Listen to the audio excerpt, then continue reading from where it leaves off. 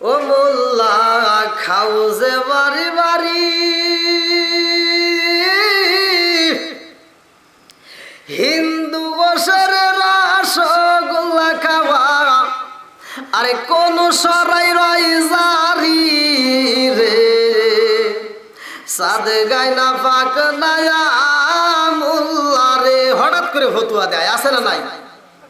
হঠাৎ করে ফতুয়া, ওটা করা যাবে না, এটা করা যাবে না, এটা করা যাবে না, ওটা করা যাবে না, মিলাদ করা যাবে না, দরুদ করা যাবে না, নামাজের পরে মোনাজাত করা যাবে না, জানাজার মাঠে যা দোয়া করা যাবে না, আছে না নাই? কথা কর। কিন্তু আর আপন আর এক ভাই সুদ খাই, ওইখানে মাসলা নাই। কথা বল না কে? ওইখানে কোনো কথা নাই। যত মূল্য করে ফিতনা, মোনাজাত করা যাবে না, মিলাদ করা যাবে না, দোয়া করা যাবে না, তারপরে দাওয়াত দিলে ওখানে যাওয়া যাবে না। এই যে ফিতনা সৃষ্টি করে ফেলাইছে, কিন্তু নামাজের কথা নাই, হ্যাঁ, রোজার কথা নাই, ওর মুখ দিয়ে সুদের বিরুদ্ধে কথা নাই, ও উঠেই শুধু এই যে কোনাইছে ওয়াজ করে, আছে না নাই? আরে গরুর হয় না খালা ফুফি, গোপন কথা ফাঁস করে দেব, রাজি আছেন নি? হ্যাঁ, গরুর হয় না খালা ফুফি, এই গাভীর হয় না বিয়া,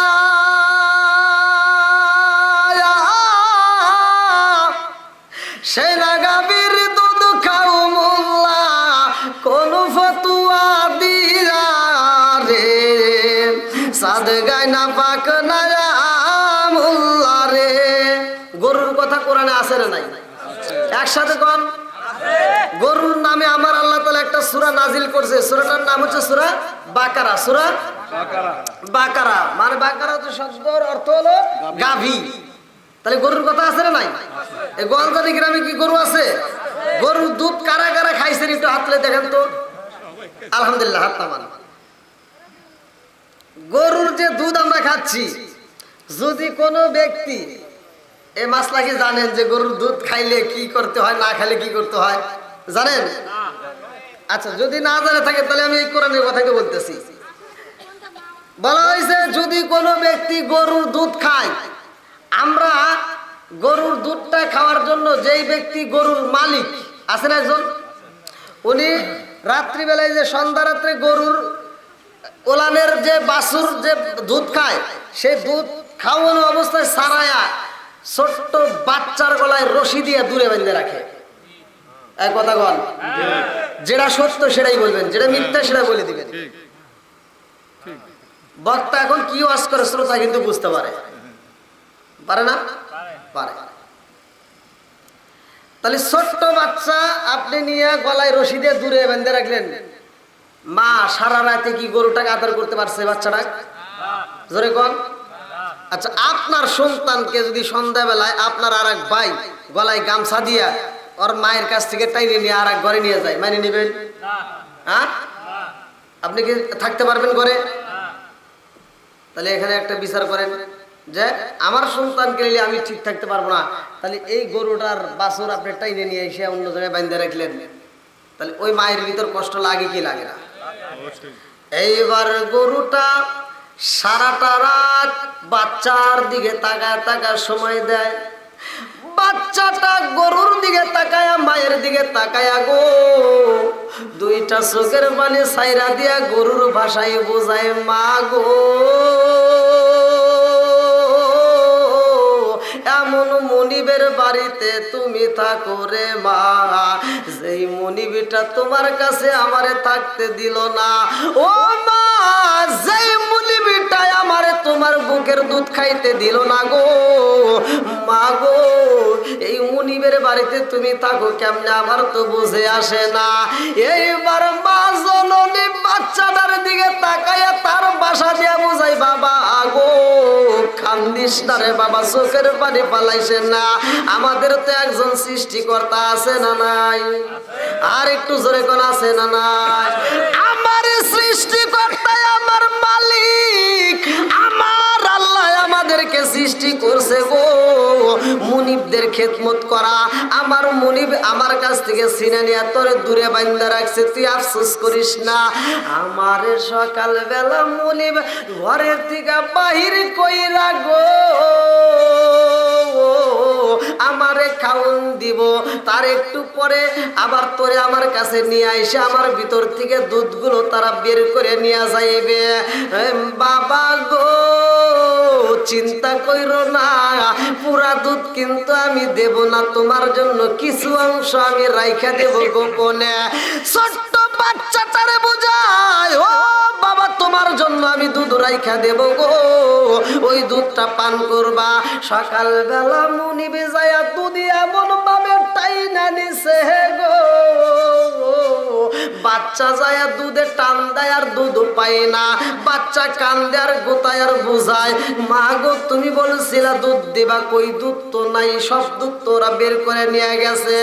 মা এইবার বাচ্চারে ভালোবাসা দিয়া বুঝাই, বাবা রে কান্দিস না, দুঃখ করিস না, আমাদের ভিতর থেকে দুধটা ওরা বের করে নিছে, ওরা খাবে। ওরা এই দুধটা খায়া যদি আমার আল্লাহর শুকরিয়া আদায় করতে পারে গো, ও বাবা তাইলে আমাদের জীবনটা ধন্য হয়ে যাইবে। আমি তোরে দুধ না দিয়া মুনিবের দুধ দিছিলাম, ওরা আমার দুধ খায়া যদি আল্লাহর ইবাদত না করতে পারে, খোদার কসম এক ফোঁটা দুধের দাবি আমি গরু ছাড়বো না। কথা কি বুঝতেছেন? এক ফোঁটা দুধের দাবি ছাড়বে না। তাহলে আমরা যে রিজিক খাইতেছি মনে করতেছেন যে গরু আমি গোয়ালজানি বাজার থেকে কিনে নিয়ে এসে আমি গরুর মালিক, এটাই তো মনে করতেছি নাকি? আমি গরুর মালিক, কিন্তু দুধটা আসলো কিভাবে? দিছে কে? জোরে কোন? এটা বানাই কে? সবকিছুর মালিক কে? আরে মোরগ মুরগির ফরজ গোসল হয় না রে জীবনে,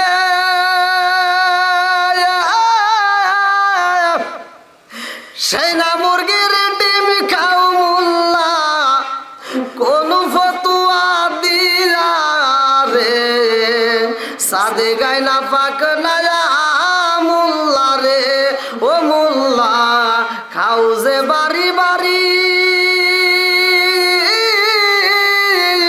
হিন্দু বসের রসগোল্লা খাওয়া কোন সরাই রই জারি রে, সাদে গায় না পাক না মোল্লা রে। জানার দরকার আছে না নাই? মোরগ মুরগির কথা বলছি, এবার আমরা মোরগের একটা বিষয় জেনে আসি। এই দুনিয়ার মোরগ কিন্তু আমি এই মোরগের কথা বলি নাই, আল্লাহর আসমানে একটা মোরগ রয়ে গেছে, যেই মোরগটা শেষ রাতে একটা ডাক মারে, ওই মোরগের ডাকটা সারা পৃথিবীর মোরগ শুনতে পায়। তখন এই মোরগগুলো সকালবেলা ফজরে আজানের আগ মুহূর্তে কুকুরুকায় ডাক মারে। ডাক দেয় কিনা? হাদিসের ভিতর আসছে, আমরা শুনি কি কয় বাঘে, কি ডাকটা কি দেয়? হ্যাঁ এই যে ডাকটা দেয়, আমরা এটাই তো শুনি নাকি?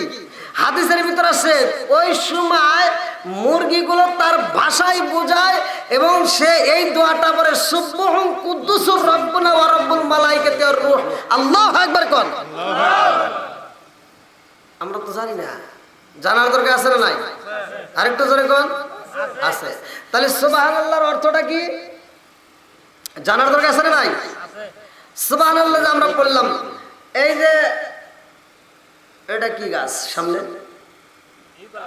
ইউক্যালিপটাস। আর এটা আম গাছ না? ওইটার কি ফল ধরবে? এই কি কয়, কি ফল ধরবে? আপনারও না আর পক্ষে যান। আম গাছ থেকে, জাম গাছ থেকে, আম পাতায় জাম পাতায় কত পানি ঝরে, আগদিন তোমায় দিব রে গোসল বড়ই পাতার জলে। জোরে জোরে কোন কথা ঠিক কিনা? আম পাতায় জাম পাতায় কত পানি ঝরে, আগদিন তোমায় দিব রে গোসল বড়ই পাতার জলে। চাঁদের রাইতে আইসো গো নবীজি চাঁদেরি বাহার, তোমার গলায় দিব আমরা প্রেম বাড়িতে আইসো গো নবীজি চাঁদেরি বাহার, তোমার গলায় দিব আমরা প্রেমের একটা হার। চিৎকার মেরে কন্যা আল্লাহু আকবার। সুবহানাল্লাহর গাছ থেকে তাহলে কিসের ফল ধরবে? আম গাছ থেকে যদি আম ধরে, জাম গাছ থেকে যদি জাম ধরে, তেঁতুল গাছ থেকে তেঁতুল, তাহলে সুবহানাল্লাহর গাছ থেকে সুবহানাল্লাহর ফল ধরবে। তাহলে এই ফলটা আবার কি? ভালো করে শুনে নেন। বলা হয়েছে কিতাবের ভিতরে আছে, এই গাছ থেকে এক একটা গাছে লক্ষ লক্ষ কোটি কোটি পাতা হবে। জোরে কোন সুবহানাল্লাহ। এক একটা পাতার সাথে ৭০,০০০ করে ফেরেশতা বসবে। তাহলে এবার হিসাব কি ক্যালকুলেটরে ধরবে? গুড। এটা দুনিয়ার কোনো বিজ্ঞানে হিসাব করে পাবে না। তাহলে এক একটা গাছের লক্ষ লক্ষ কোটি কোটি পাতা ধরবে, আর এক একটা পাতায় ৭০,০০০ করে ফেরেশতা বসবে। প্রত্যেকটা ফেরেশতা ওই পাতার সাথে বসে বসে এই যে সুবহানাল্লাহর জিকির করবে। সুবহানাল্লাহ কর। তাহলে ওই গাছটার মালিক কে? মিছা কথা কোন কে? ওই যে ওই ভাই, আলহামদুলিল্লাহ, ওই যে ওই ভাই মালিক। হ্যাঁ করছে তো, না পড়ে তো ভাই নাই। আপনি পড়েন নাই ভাই? আলহামদুলিল্লাহ পড়ছে। আচ্ছা, জান্নাতটা কার? আমার বাপ দাদার। জান্নাত বাপ দাদার সম্পত্তি না। জান্নাতটা আগে বুঝতে হবে, কিন্তু ওয়াজ না বুঝলে কিন্তু ভেজাল লাগবে। কারণ জান্নাতের ভিতর সর্বপ্রথম কে ছিল? আদম আলাইহিস সালাম। আদম আলাইহিস সালাম আমাদের কি হয়? হ্যাঁ, আদি পিতা আদম নবী, নাকি? জাতির পিতা ইব্রাহিম। আচ্ছা, তাহলে আদম নবী আমাদের বাপ হয়। কি হয়? বাপ হয়। এখন এই আদম নবীরে বাপ বলে স্বীকার করছে, এরকম কি মানে অনেকেই কিন্তু মানি না, বা অনেকে জানেও না। আবার যদিও শুনছে কিন্তু নিজে পড়ে না, এরকম আছে না? কিন্তু আরেকটা বাপকে ঠিকই ডাকে। দেখবেন রাত 12টার পরে কিছু যুবক বাইরা, ওরা রাত্রে 12টার সময় দোকানে যায় চাচারে ডাক দেয়, চাচা বাবা আছে জি, বাবা আছে। এরকম আছে না নাই? আচ্ছা, এটা কি খাওয়া যাবে? জোরে কম। মানে ওয়াজের পয়েন্টে যদি একটা কথা আসে, সেই কথাটা না দিলে তো আমরা জানতে পারবো না। শুধু একেবারে টাইমে একেবারে ওয়াজ করে গেলাম, বুঝাইতে পারলাম না, সে ওয়াজ দিয়ে কোনো লাভ নাই। বুঝতে হবে একটা কথা, আমার রসুল 3 বার পর্যন্ত বলতো যদি মুসল্লি না বুঝতো। তাহলে এবার শোনেন, আমরা এখানে যারা আসছি, 1 নম্বরে আমরা শিক্ষা নেব। কি নেব? শিক্ষা নেব। এই যে একটা কথা এই মুহূর্তে আসলো, বাবা যারা, যেই সমস্ত যুবক ভাই, শুধু যুবক যুবতীরা নয়, মুরব্বীরা পর্যন্ত খায়, আছে না নাই? তাহলে এই যে সব কিসিমের লোকজনগুলি এই নেশার সাথে যারা জড়িত, অধিকাংশ লোক বলে যে হুজুর টেনশন মুক্ত করার জন্য আমরা এগুলো খাই। কিন্তু টেনশন মুক্ত করার জন্য ওইটা না, টেনশন মুক্ত করার জন্য আল্লাহ একটা কোরআন দিছে। আলহামদুলিল্লাহ কোন কি দিছে? কোরআন। এর উপরে কোনো ওষুধ নাই। তোমার ওইখানে আর টেনশনের সাথে জড়িয়ে যাবে, আর এটার ভিতর যদি আসতে পারো টেনশন থেকে মুক্তি পাবে। জোরে কোন কথা ঠিক কিনা? তাহলে এই যে যারা খাচ্ছে, আপনারা নিজের থেকে বলবেন এটা কি খাওয়া যাবে? আমি কত দূর গেলাম না, আল্লাহ রসুল বলছে যে হুজুর ভাই আছে, সেটা হলো যদি কোনো ব্যক্তি কাঁচা পেঁয়াজ আর কাঁচা রসুন খায়া যদি মসজিদে আসে, আল্লাহ রসুল বলছে যে কাঁচা পেঁয়াজ এবং কাঁচা রসুন খায়া যেন মসজিদের ধারের কাছেও না আসে, মসজিদের ধারের কাছেও না আসে। আর যদি কোনো ব্যক্তি আসে, তাহলে ওলুকিন বিজারিয়াতিন, ওর গেটে ধরে পাছায় লাথি দিয়ে সম্মানের সাথে বাইর করে দাও। কথা বোঝা গেছে কি?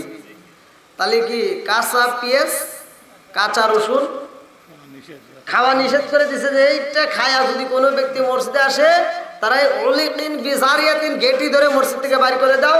এজন্যই বলা হয়েছে যে ওই ফেরেশতারা এই দুর্গন্ধে আসতে পারে না, তারা কষ্ট পায়। কথা কি বোঝা গেছে? কিন্তু বিড়িটা তো সমস্যা নাই।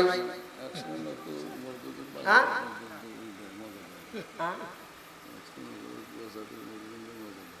হ্যাঁ, বিড়ি বিড়ি কি সমস্যা আছে?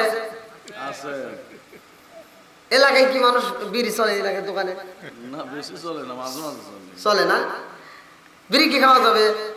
বাপ রাগ করেন না, আমি কিন্তু একদিনের জন্য আসছি, একটু কথাগুলো বলে যায় নাকি কন? আপনি পরবর্তীতে খান, এটা আপনার ব্যাপার, কিন্তু এখন আমি বলে যাচ্ছি, এটা ভালোর জন্য বলতেছি। সেটা হলো মুদমিনুল খামার, জি নেশা দ্রব্য পান করা যাবে না, এটা হারাম, এটা খাওয়া যাবে না। এবার যদি কোনো ব্যক্তি, হয়তো আমার কোনো মুরব্বী চাচা হোক, বাবা হোক, যেই হোক, যদি কোনো মানুষ এই বিড়ি খায়, এখন বিড়ি তো অনেক প্রকারের বিড়ি আছে না, আমি তো আরো অত কিছু নাম জানি না, যেমন তার ভিতরে আছে জর্দা, গুল, আলাপাতা, সাদা পাতা, খৈনি, বিয়ার, ড্যান্ডি, হুইস্কি, মিঠাদারি, পিতারি, কোডিং, ভাং, সরস, হাসি, সিরোইন, ফেন্সিলি, ইয়াবার, ইটানিন, ভটকা।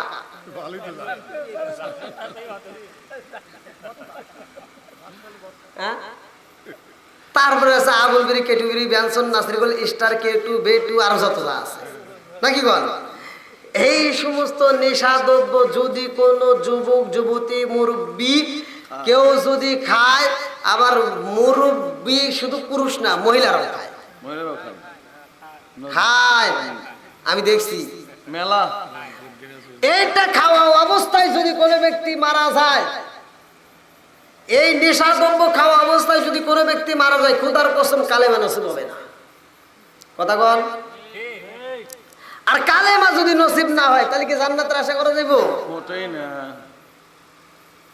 তাহলে আপনারা এবার নিজেরা চিন্তা করেন যে এটা খাওয়া ভালো নাকি খারাপ।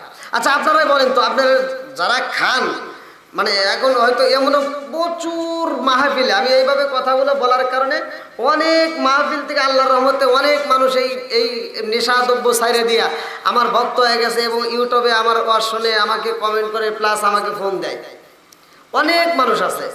আবার ওই এলাকার ভিতর দ্বিতীয় মাহফিল হলে ওই পাগলগুলো আগে এসে হাজির হয়ে যায়, হুজুর আপনার ওয়াজ শোনার পর এই যে দাঁড়িয়ে রাখছি, হুজুর আপনার ওয়াজ শোনার পর এই যে ছাইরে দিছে, আজ জীবনে খাই দেয়। হ্যাঁ, আবার দেখা যায় পাশে যদি কেউ একটা পান খায়, কয় দ বিড়িতে খাস, তাহলে একটা পান খা, ওটাও খাই না। তাহলে এটা ভালো না খারাপ? যে ছাড়িয়ে দিছে সে ভালো। তবে আমি আপনাদেরকে বলি, এই সমস্ত নেশা দ্রব্য যদি কোনো ব্যক্তি করে, এটা খারাপ কাজ নাকি ভালো কাজ? যে মেয়েরা ভালো, যে মেয়েরা ভালো, যে মেয়েরা ভালো, হ্যাঁ, এরকম মেয়েদের স্বামী যদি এই বিড়ি সিগারেট খায়, ঘরে ঢোকে, ওই মেয়েরা টের পায়, তখন চাপ দেয়, এগুলি খায় চৌকা সরো। তখন ওরা কি করে, বাজার থেকে যাওয়ার সময় চকলেট কিনে খাইতে খাইতে যায়, মানে মুখের ওই দুর্গন্ধটা যেন না থাকে। কথা বুঝতেছেন? তাহলে এই যে একটা, মানে অনেক মহিলারা ভালো আছে, তারা স্বামীকে একটু প্রেশার দেয় যে এইগুলো খাইও না, এটা খাওয়া যাবে না। তা আলহামদুলিল্লাহ, ও মা বোনেরা, আল্লাহ তাআলা তাদেরকে কবুল করুক, তাদের মনে আশা পূরণ করুক, সবাই করে আমিন। আর এই যারা খাচ্ছেন, আপনারাই বলতেছেন এটা খাওয়া ভালো না, এটা কি খাওয়া ভালো? একসাথে বলেন ভালো না। তো এটা যারা খায়, আমার মনে হয়, আমার যতটুকু ধারণা, ওরা কোন কিসেমের লোক আমার বুঝে আসে না। বাথরুমে গেছি আমি, বাথরুমে যা দেই বিড়ির মোতা, এর কারণ কি কনছে ভাই? এই মহিলারা কি বাড়ির ভিতর থেকে জার দিয়ে কি বাথরুমের ভিতর ফালায়? এবার কথা বল নাকি আপনারা? এইবার এখন এটা নিয়ে আমি চিন্তা ভাবনা করলাম, কথা বললাম, কত বোঝায় আলাপ আলোচনা করলাম। এখন কিছু লোক কইতেছে, হুজুর এই বিষয়ে আপনার জ্ঞান নাই। করলাম কে? কয় এইটা যদি না খাই বাথরুমই হয় না। তা আমি বললাম, দেখ আল্লাহ তো কি গজব দিয়ে দিছে, শুরু হয়ে গেছে। এটা গজব শুরু হয় নাই, মানে তোর সামনে দিয়ে একটা ধুমা, পিছন দিয়ে আর একটা ধুমা আছে না? এই পায়খানা করলে কি ধুমায় না? হয়তো এই দিনে বুঝবেন না, শীতের দিনে দেখবেন, আছে না নাই?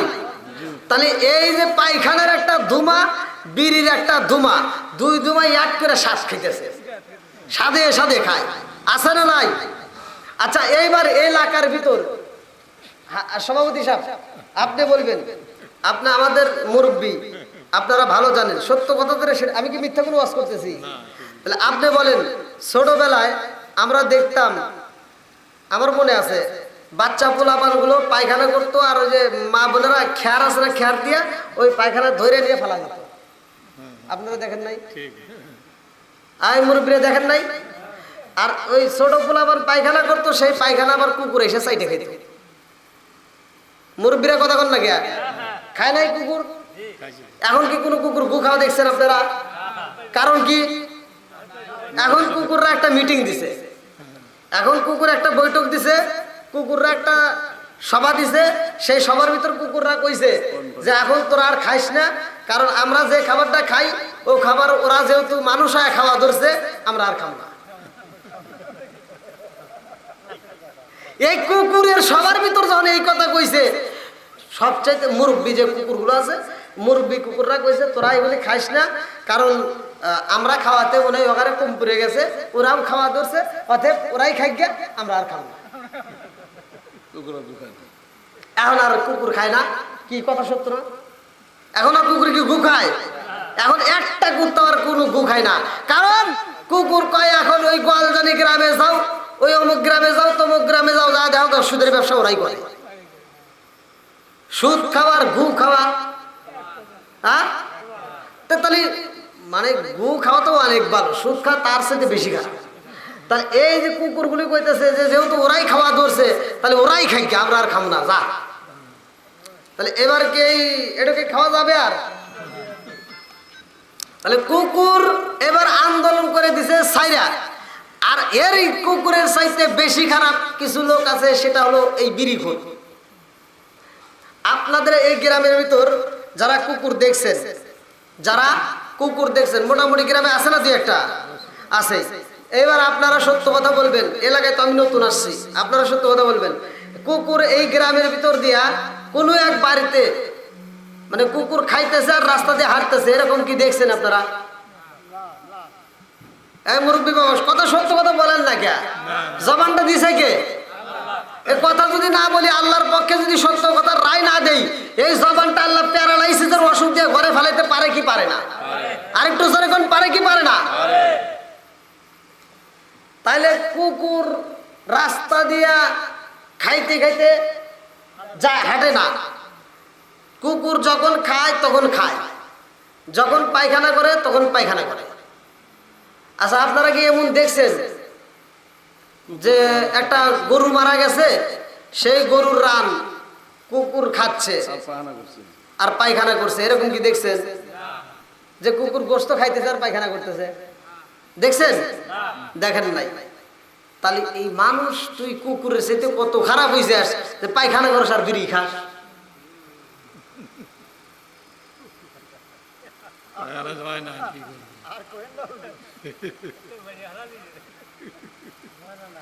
কি বাবা রাগ করতেছেন আপনারা? এটা কি আমি ভালো কথা বলি নাই? নামাজের রস কি আপনারা মসজিদে শোনেন নাই? রোজার রস শোনেন নাই? এগুলো সবাই আমরা কম বেশি জানি নাকি? কিন্তু একটু ঘরের রসও দরকার। মানে আমাদের যেটা দরকার সেটা হলো আমাদের এই যে বডিটা যা আছে, এই বডিটার চিকিৎসা আমরা কম বেশি সকলেই করি, বেজালে না পড়লে কিন্তু করি না। ছোটখাটো অসুখ হলে কিন্তু ডাক্তারের কাছে যাই না।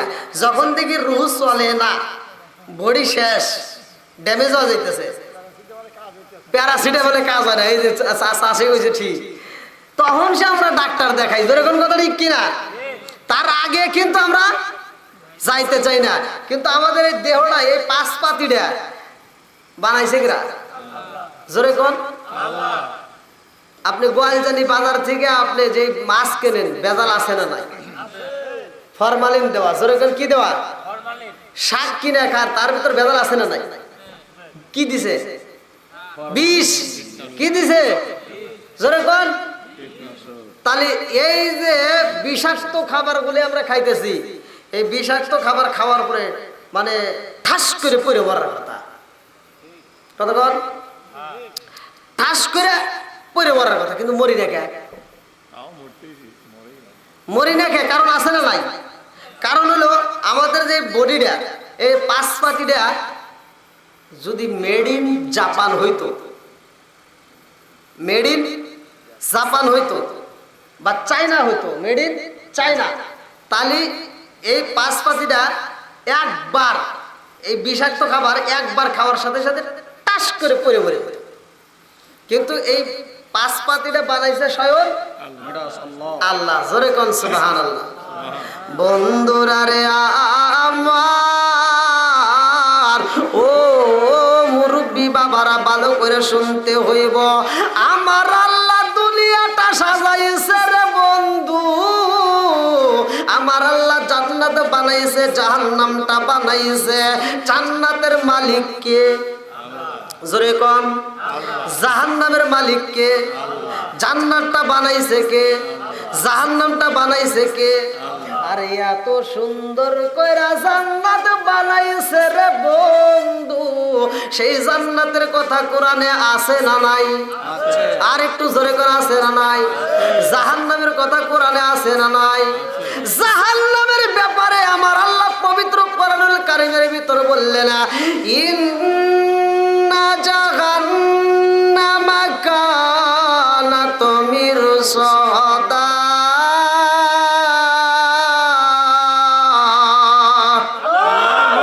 ঘোষণাকার আল্লাহ বলতেছে, নিশ্চয় জাহান্নাম একটা গোপন ফাঁদ। কি ফাঁদ? জোরে কোন?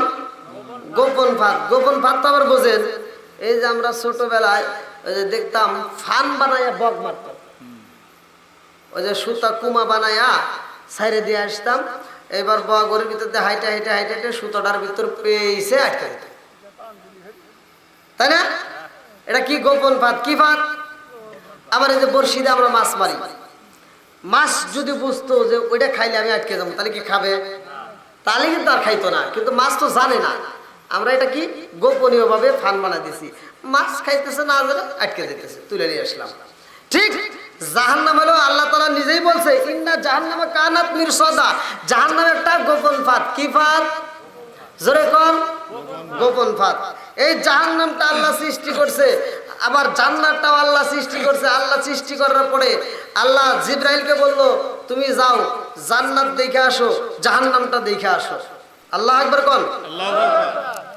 জান্নাতে যায়া জিবরাইল আর বের হয় না, খালি দেখে আর দেখে আর মজা নেয়। আল্লাহু আকবার কোন?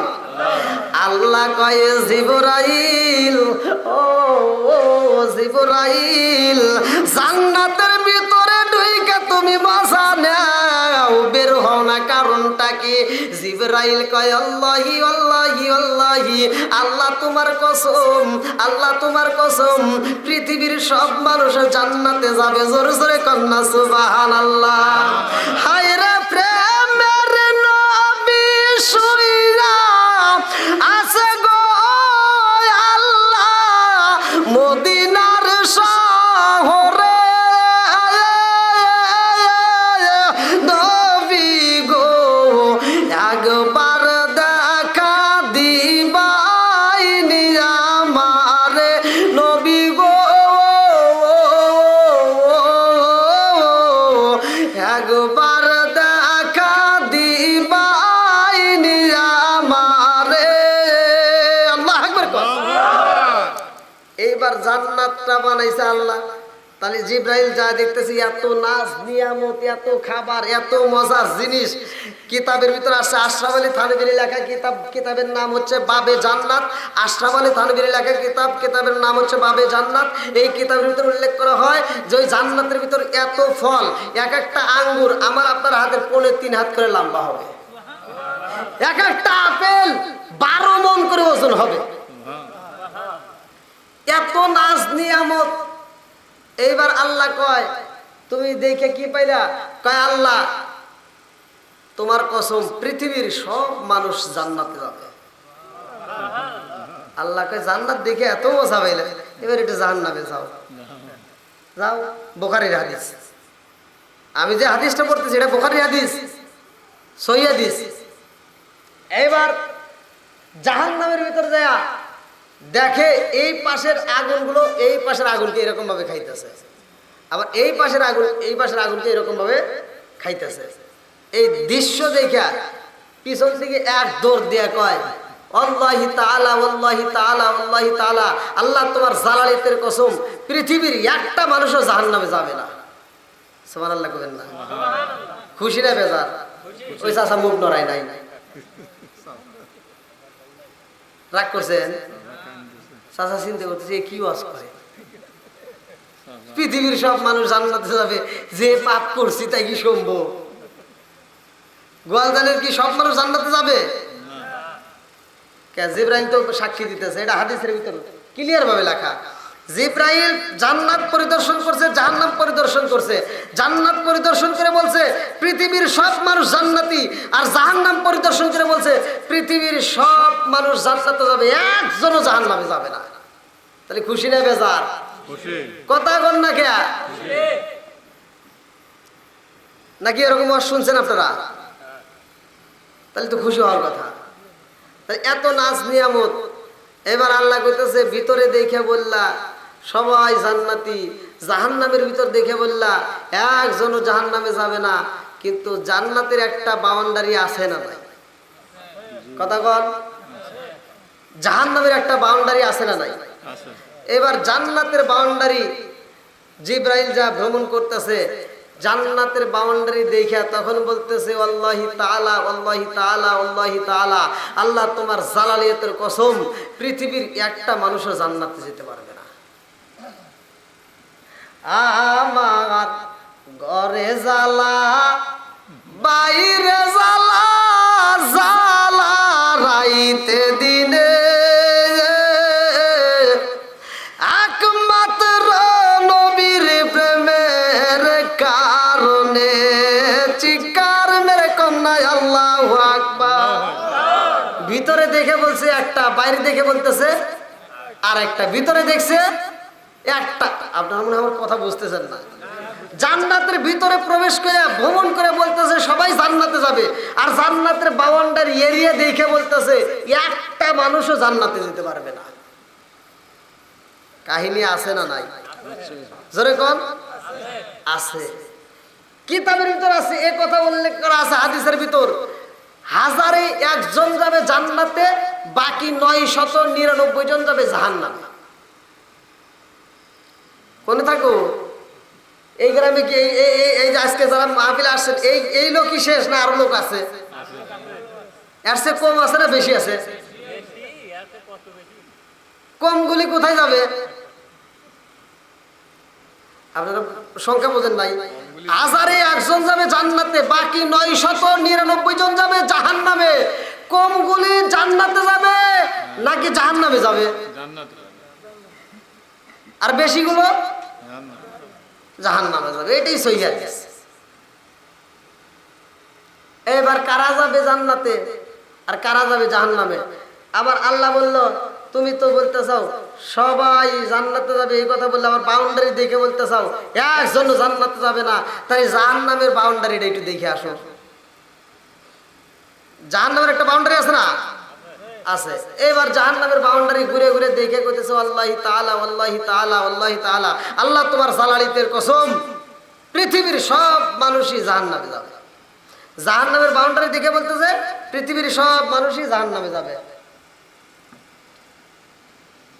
আল্লাহ কইতেছে তুমি ভিতরে দেখে বললে সবাই যাবে জান্নাতে, একজনও জাহান্নামে যাবে না। আবার বাইরে দেখে বলতে চাও সব মানুষই জাহান্নামে যাবে। কারণটা কি? কারণ আছে না নাই? সরে কোন? আছে। এইবার জিবরাইল কয় আল্লাহ গো,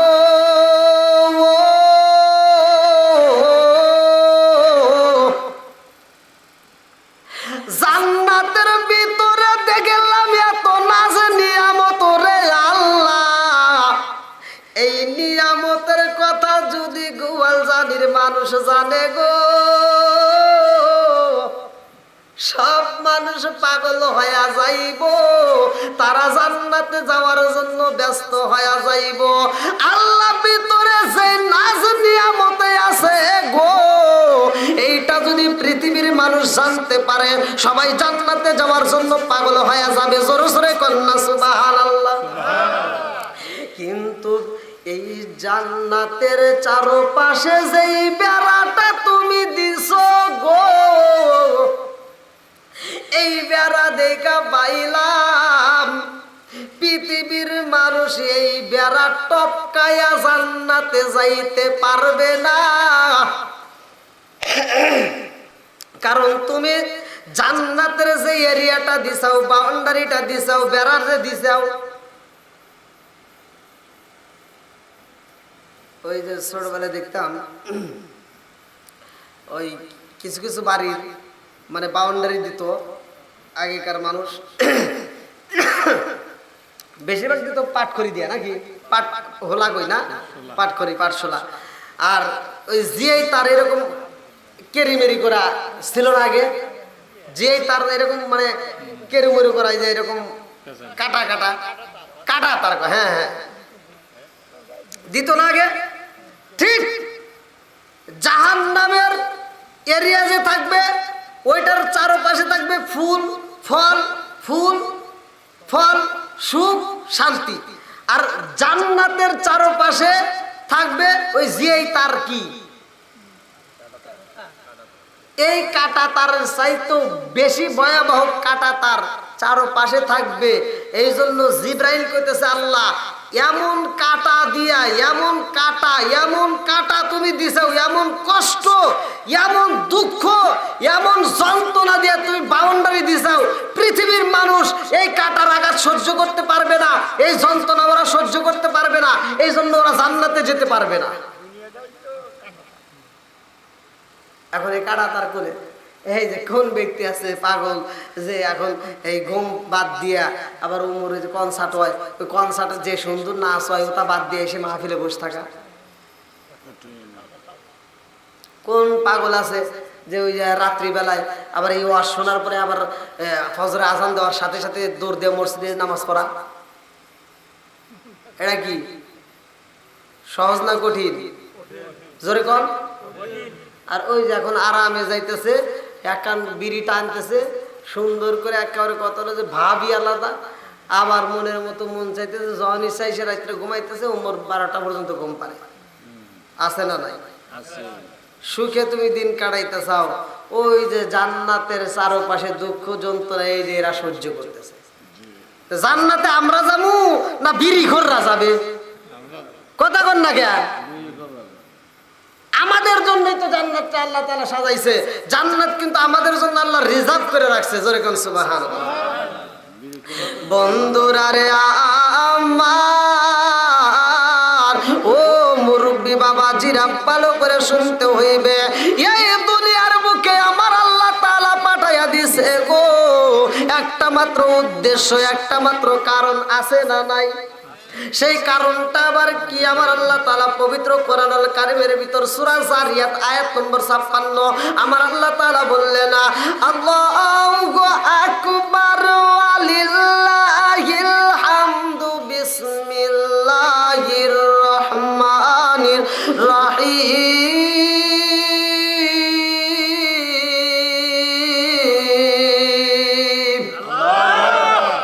ওয়া মা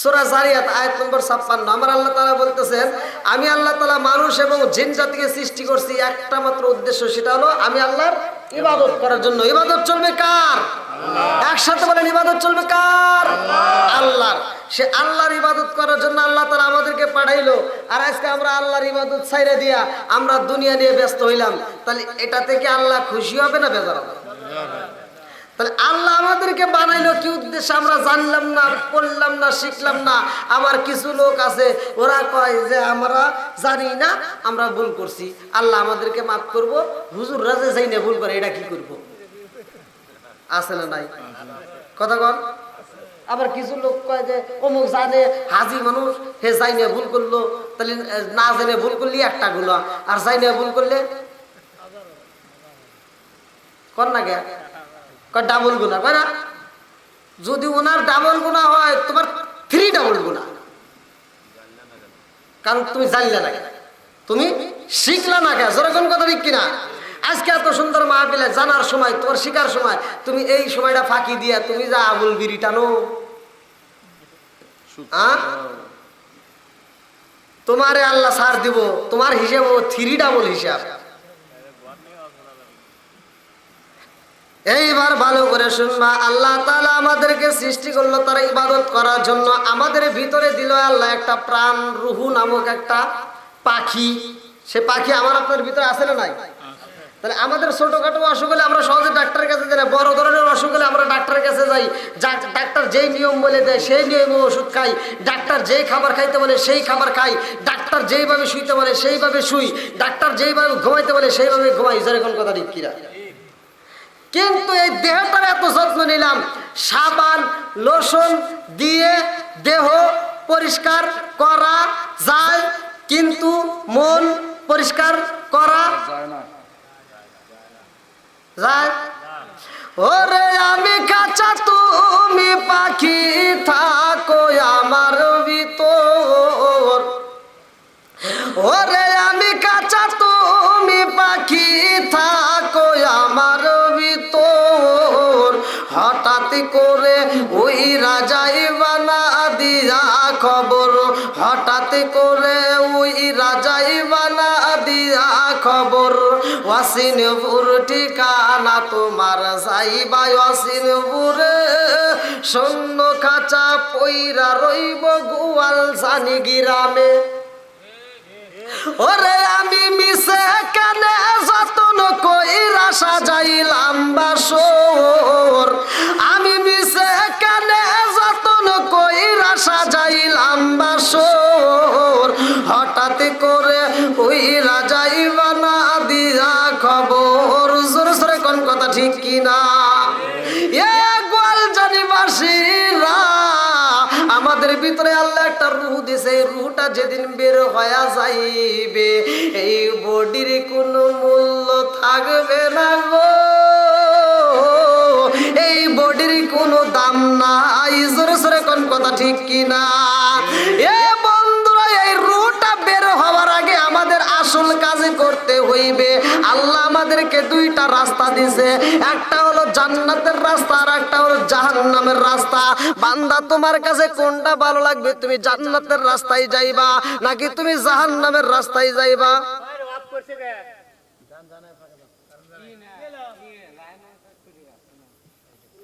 লাইন নিয়ে আসা না,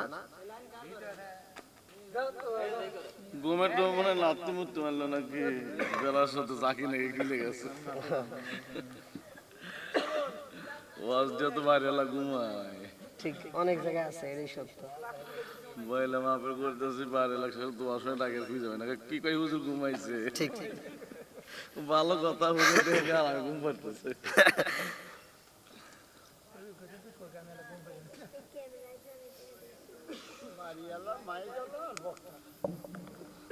আল্লাহু আকবার কর। কি আপনাদের কাছে কি খারাপ লাগতেছে? তাহলে আমাদের আসল যে কাজগুলো করতে হবে সেই কাজের আমি কিন্তু এখনো মানে পরিপূর্ণভাবে আপনাদের কাছে দিতে পারিনি যে কোন কাজটা করবেন। প্রত্যেকটা নবী রাসূল এই দুনিয়াতে কষ্ট করে গেছে, প্রত্যেকটা নবী রাসূল কষ্ট করে গেছে। তার ভিতর আমার নবী হলেন শেষ নবী। কোন নবী? জোরে কোন? আমাদের নবী শেষ নবী। আমার রসুল বলছে আনা খাতামুন নাবিয়িনা লা নাবিয়্যা বাদি, আমি হলাম নবীগণের শেষ নবী, আমার পরে আর কোনো নবী আসবে না। জোরে কোন সুবহানাল্লাহ। তারপরে একটা নবী আইছে, যে এই নবীর দাবি করছে, আপনারা সকলেই জানেন। সে দাবি করার পরে সে কি হয়েছে? পায়খানার ভিতরে পায়খানা খায়া মরছে। যারা কাদিয়ানি, আমি কিন্তু আসলে আপনারা সকলেই হয়তো জানছেন যে এই যে ফিতনা শুরু হয়ে গেছে, আর একজন সে নিজেকে ঈসা বলে দাবি করছে। সে নিজেকে এক যুবক, ইউটিউবে আপনারা যারা দেখছেন, সোশ্যাল মিডিয়ায় দেখছেন, যুবক, একদম টাটকা যুবক ভাই, সে নিজেকে ঈসা নবী বলে দাবি করতেছে। এরা এই সমস্ত পাগলগুলি কোথার থেকে আমদানি হয়? এই পাগলগুলো কোন জায়গা থেকে আসে এটা তো আমার বুঝে আসে না। পাগলের গিরি কি সব জায়গায় চলবে? জোরে কোন? আচ্ছা, এই রাস্তা দিয়া যদি একটা বাচ্চা পোলাপান মানে রাস্তা দাঁড়ায় বা হাইটে যাইতেছে, আর যে গাড়িটা আসতেছে সে গাড়িটা কি বাচ্চাটা বাঁচাবে না?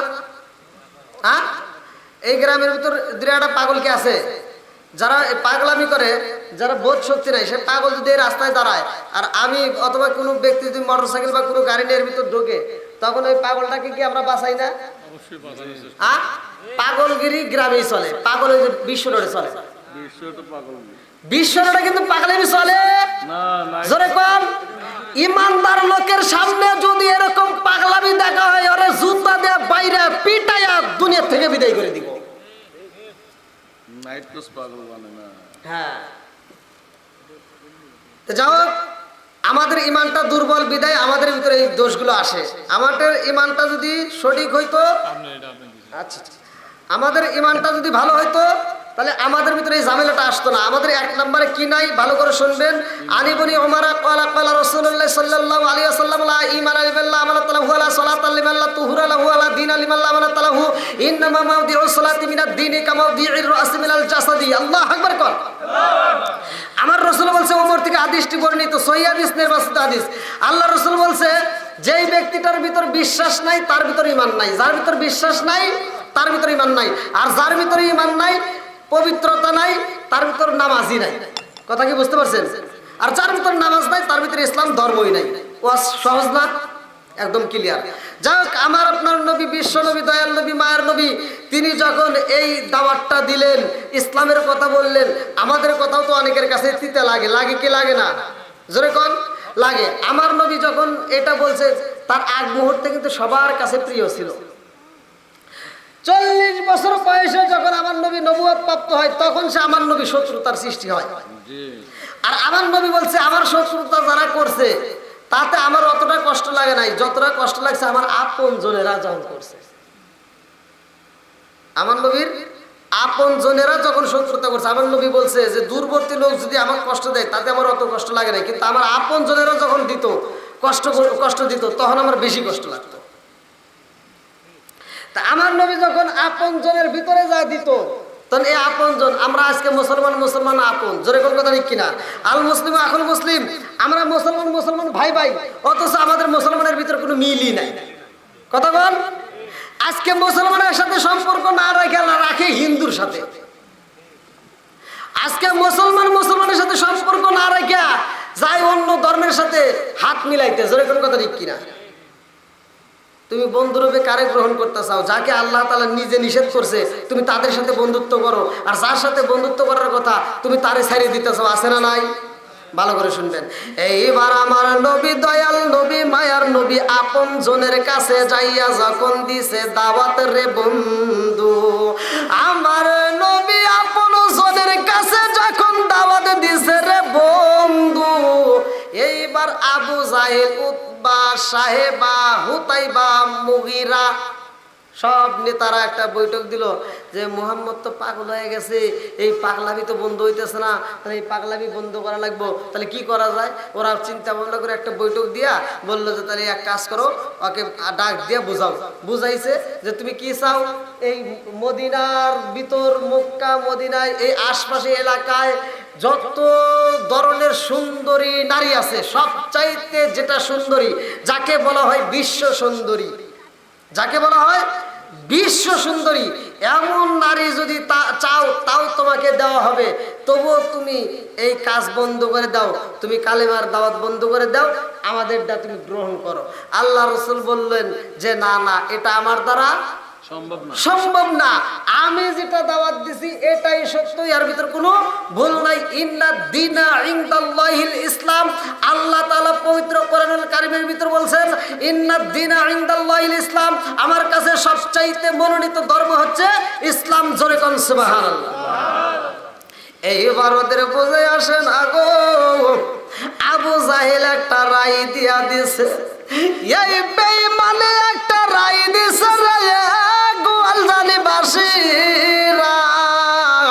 এই বেঈমানে একটা রায় দিল, মুহাম্মদর যেইখানে পাইবা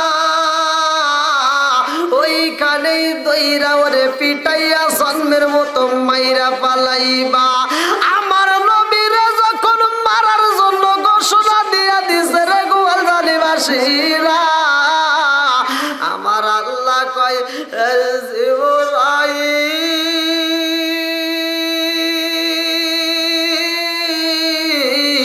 ও জিবরাইল, আর দেরি কইরো না, আমার বন্ধু নবীরে মারার জন্য ওরা একটা ষড়যন্ত্র একটা ফান তৈরি করে পালাইছে। ওই জমিনের মধ্যে আমার বন্ধু নবীরে মারার জন্য একটা ষড়যন্ত্র করেছে। ও জিবরাইল,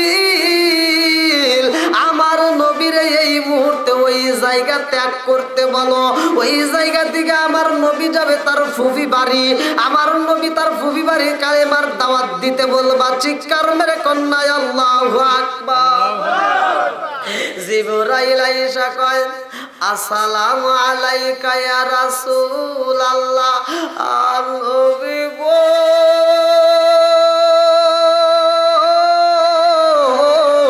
ও মায়ার নবীজি, আল্লাহর সালাম নিন, আমি জিবরাইল আমিনের সালাম নিন। ইয়া রাসূলুল্লাহ, নবী গো, ও মায়ার নবীজি, এখন আপনার এখানে থাকা যাইবে না, আপনার ফুফি বাড়ি আপনি কালেমার দাওয়াত নিয়ে যাইবেন। আমার নবীর 6 জন ফুফি ছিল। কয়জন? জোরে কোন? 6 জন ফুফি ছিল আমার নবীর। আমার নবীর বড় ফুফির নাম ছিল, কিতাবের ভিতর উল্লেখ করা হয় উমামা। কি নাম? উমামা। এইবার আমার নবী উমামার বাড়িতে যাইয়া ফুফি কয়া একটা ডাক মাইরা দিছে গো। আমার নবীর বড় ফুফি উমামা আমার নবীর কণ্ঠ পাইয়া পাগলের বেশে চইলাই আইছে রাস্তার ভিতরে। আমার নবীরে দেখাই উমামা আমার নবীর এরকম ভাবে আনসাইয়া বুকের সাথে লাগাইয়া ঠোঁটের উপরে একটা চুমা দিছে রে বন্ধু। আমার নবী কান্দে আর কয়, ফুবিরা,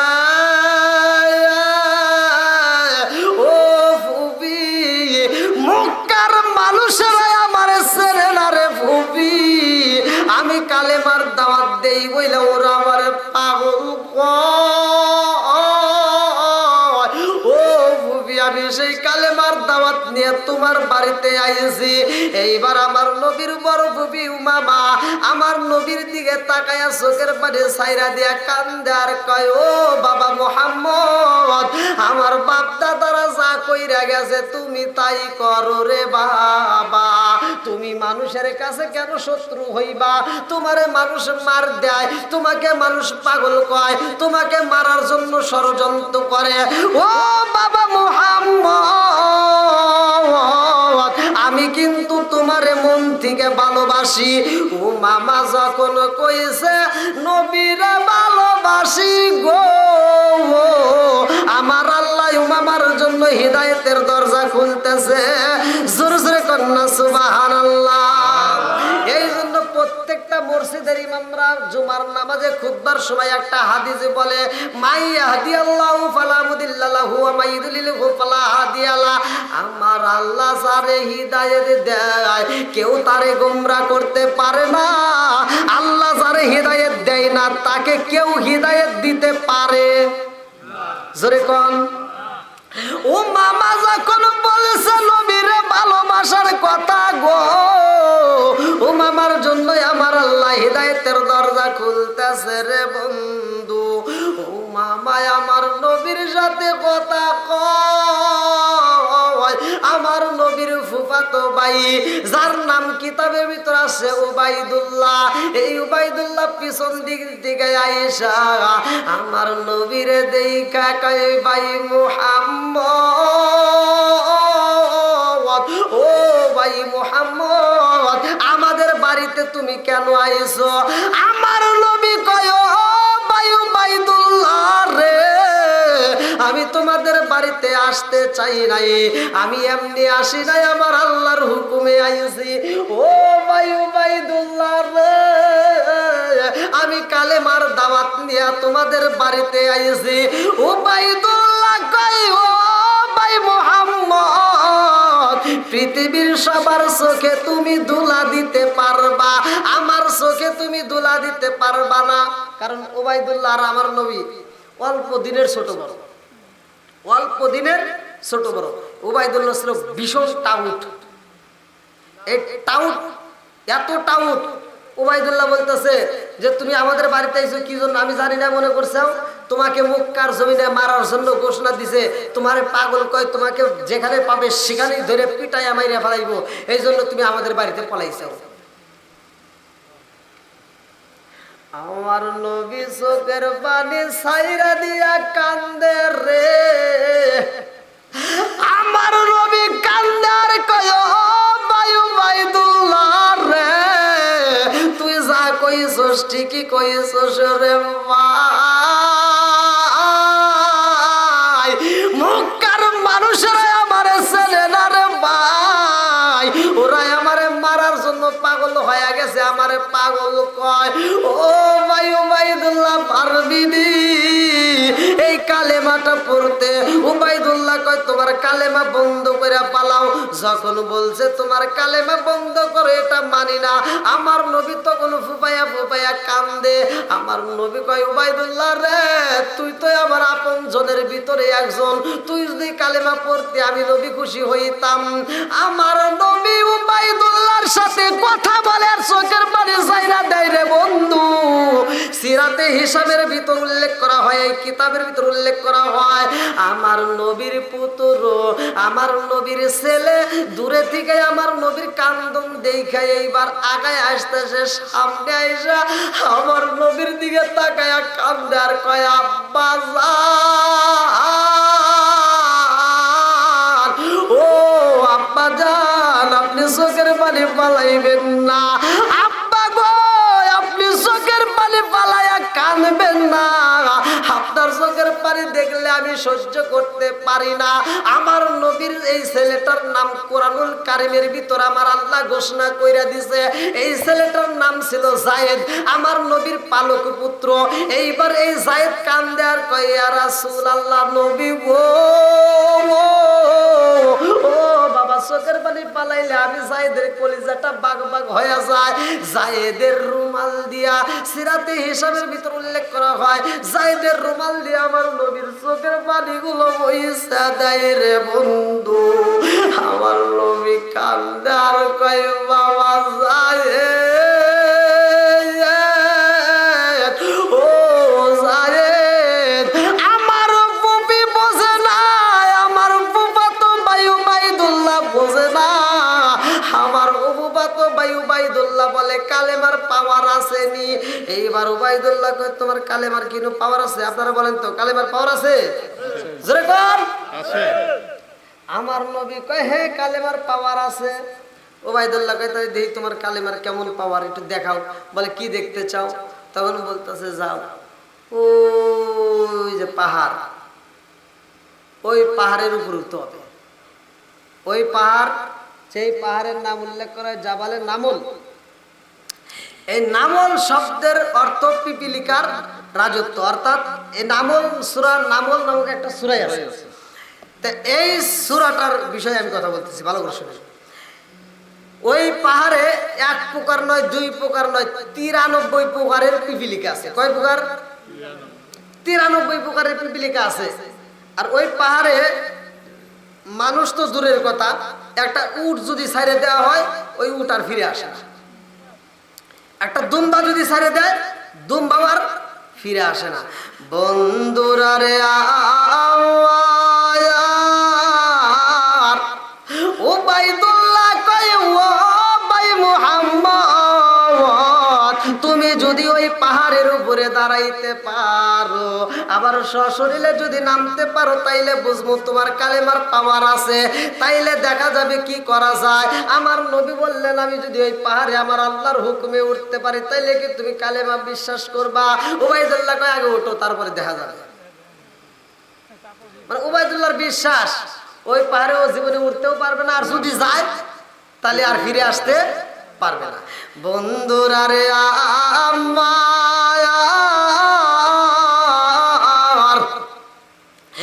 এইবার আমার নবীর বড় ফুফি উমামা আমার নবীর আনজায়া দইরা ও বলে মুহাম্মদ, ও মুহাম্মদ, আমি যদিও কালেমা পড়ি নাই তারপরও আমি তোমারে ভালোবাসি। ও বাবা মুহাম্মদ, আমার ছেলে যায়, আমার ছেলে উবাইদুল্লাহ তোমারে মারার জন্য একটা ফান তৈরি করছে। ওই পাহাড়ে আমি তোমারে যাইতে দেব না, কারণ ওই পাহাড়ে একটা উট ছাইড়ে দিলে ফিরে আসে না, ওই পাহাড়ে একটা দুম্বা ছাইড়ে দিলে ফিরে আসে না, ওই পাহাড়ে যদি কোনো মানুষ যাই ফিরে আসতে পারে না। ও বাবা মুহাম্মদ, ওই পাহাড়ে আমি তোমারে যাইতে দেব না। আমার নবী কয়, ফুফি আমি স্বয়ং আমার আল্লাহর হুকুমে যাব। কার হুকুমে? আল্লাহ। জোরে কর। আল্লাহর হুকুম। পাহাড় চলে কার হুকুমে? আল্লাহ। সাগর আল্লাহর হুকুমে। ওয়াল জিবালা আওতাদা ওয়া খলাকনাকুম আজওয়াজা।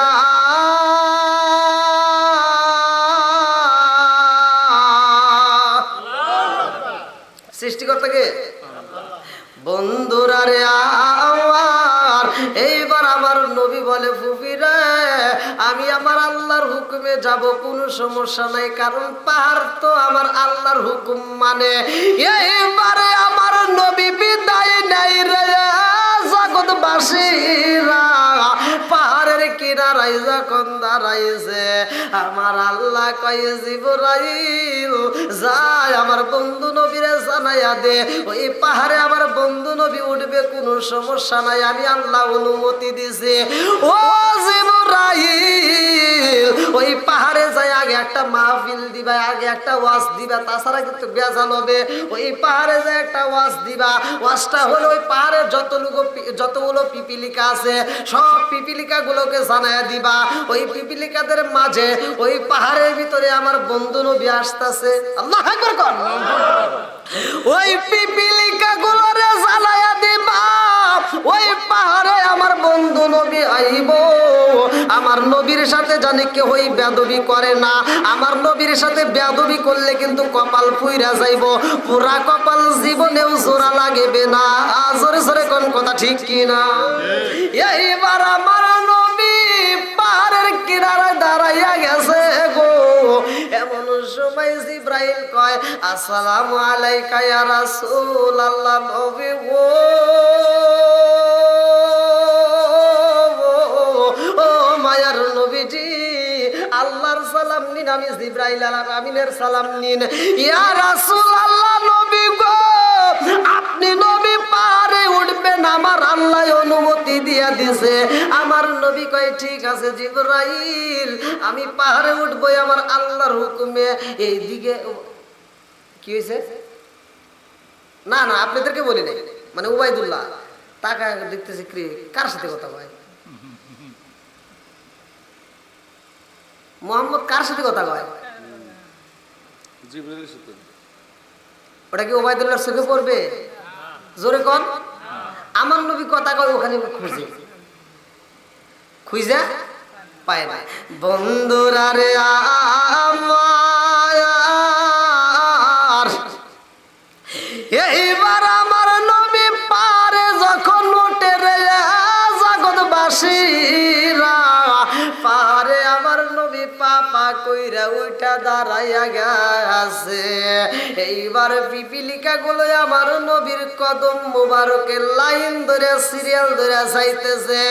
একটা পিপিলিকা আর গো পিপিলিকার কানে কানে বইলা দেয় গো, আমার নবী যেন কোনো কষ্ট না পায়। নবীর সাথে বেয়াদবি করলে কিন্তু কপাল পুইরা যাইব, পুরা কপাল কিন্তু জীবনে ভালো হইব না। এইবার পিপিলিকা গুলো আদবের সাথে আমার নবীর কদম মুবারকে একটা যায় সুমা মাইরা দিছে। আস্তে আস্তে আস্তে আস্তে এইবার শরীরে উঠতে গেছে, আমার নবীর দাড়ির উপরে একটা সুমা দিছে। আর পিপিলিকার মনে মানে না, ঠোঁটের উপরে একটা সুমা দিয়া বালাইছে। আর পিপিলিকার মনে মানে না, কপালের উপরে একটা সুমা দিয়া আবার নিরিবিলি ভাবে সুন্দর করে নাইমা যায়। নাইমা যাওয়ার সময় ওই পিপিলিকায় অন্য পিপিলিকারে গান গাওয়ায়। কি গায়? গান গায়। আরে দেখছো নাকি, দেখছো না কি নবীরে, যার খাতিরে তামাম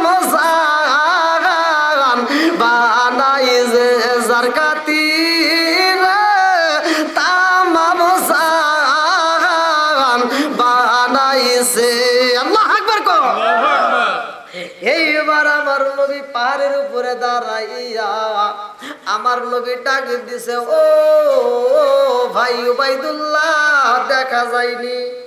হ্যাঁ, উবাইদুল্লাহ কয় উঠলো কেন?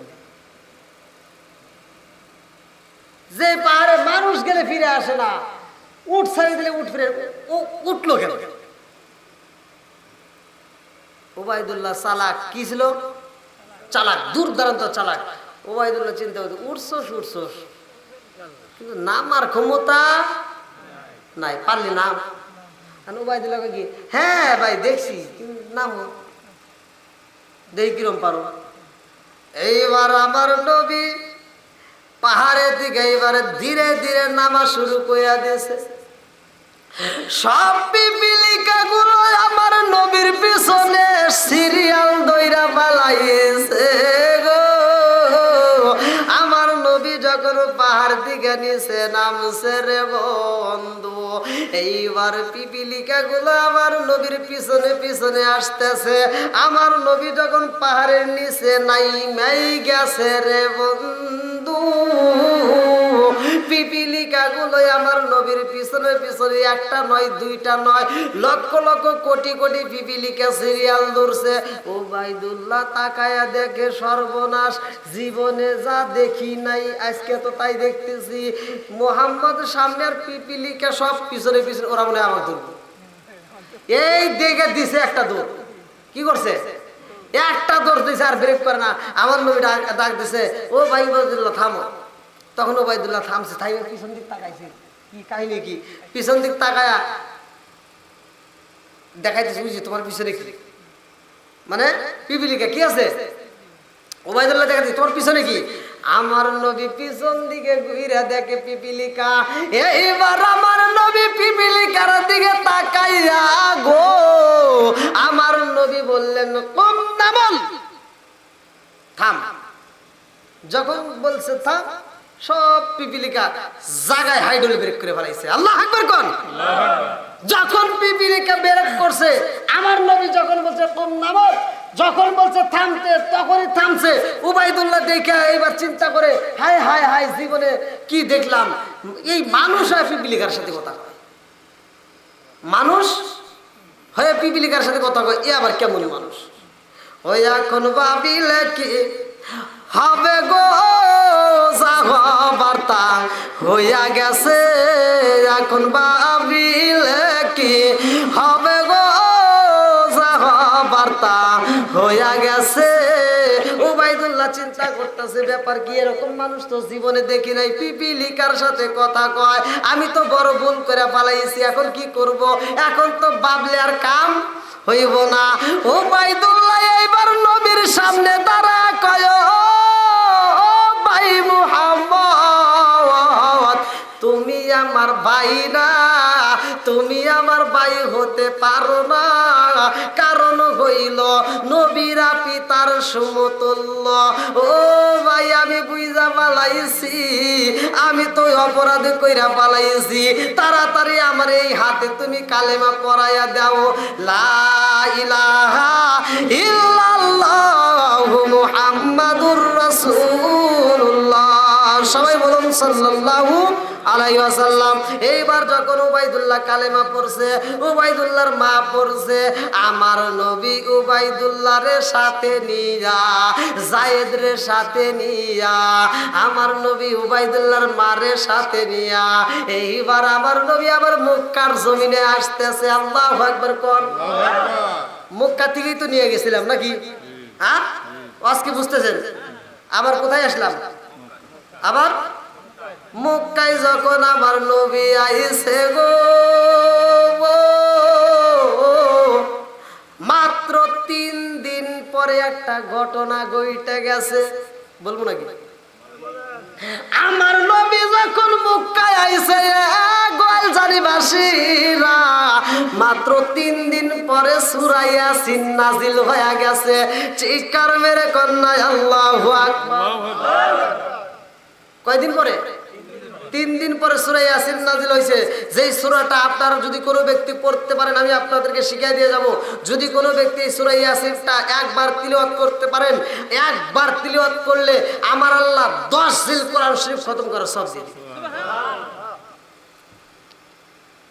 এইবার সূরা ইয়াসিন যখন নাজিল হয়ে যায়, তখন মুসলমানের সংখ্যা মাত্র কয়জন? 18 থেকে 19 জন। 18 থেকে 19 জন তখন সূরা ইয়াসিন নাজিল হয়েছে।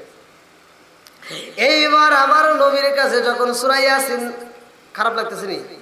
শেষ করে দেব। যখন সূরা ইয়াসিন নাজিল হয়ে যায় রে বন্ধু, আমার নবীর মনটা বেজার। কারণ আমার নবীর উপর তাহামতাম চলতেছে। মনে আছে নি? আমার নবীরে মারার জন্য ঘোষণা দিছে। হ্যাঁ, ওয়াজকে বুঝতেছেন আপনারা? তাহলে এই হামতামের ভিতর ওই মুহূর্তে সূরা ইয়াসিন নাজিল হয়েছে। এবার সূরা ইয়াসিন প্রতিষ্ঠিত করতে হবে।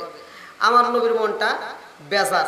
এইবার সাহাবীদের মধ্যে সব যতগুলো লোক ছিল ওই মুহূর্তে 18 থেকে 19 জন মহিলা পুরুষ মিলে, তার ভিতরে একজন সাহাবী যুবক তারকা একটা সাহাবী ছিল, যার নামটা কিতাবের ভিতরে উল্লেখ করা হয়, যে অনেক হাদিস বর্ণনা করছে। তার নামটা হচ্ছে আব্দুল্লাহ ইবনে মাসউদ। আল্লাহু আকবার। আল্লাহু আকবার। এই আব্দুল্লাহ ইবনে মাসউদ এই যুবক সাহাবীটা কই, ইয়া রাসূলুল্লাহ, নবী গো, আপনি নবীর মনটা কেন বেজার? আমার নবী কয়ে, সাহাবীরা রে, এই মুহূর্তে আমার আল্লাহ সূরা ইয়াসিন নাজিল করে বালাইছে। ও সাহাবীরা, এই মুহূর্তে সূরা ইয়াসিন প্রতিষ্ঠিত করতে হইব, কে পারবে? এইবার আব্দুল্লাহ ইবনে মাসউদ দাঁড়ায় কয়, ইয়া রাসূলুল্লাহ, নবী গো, আপনি নবী যদি অনুমতি দিতেন, আমি আব্দুল্লাহ ইবনে মাসউদ সূরা ইয়াসিন প্রতিষ্ঠিত করতাম। চিৎকার মেরে কন্যা আল্লাহু আকবার।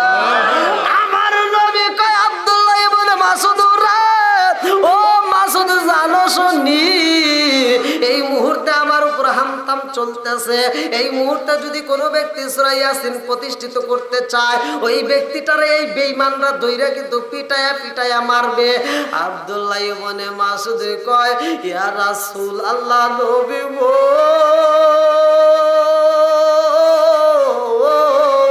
ও মায়ার নবীজি, আমি মরণের ভয় করি না, আমি মরণকে ভয় করি না।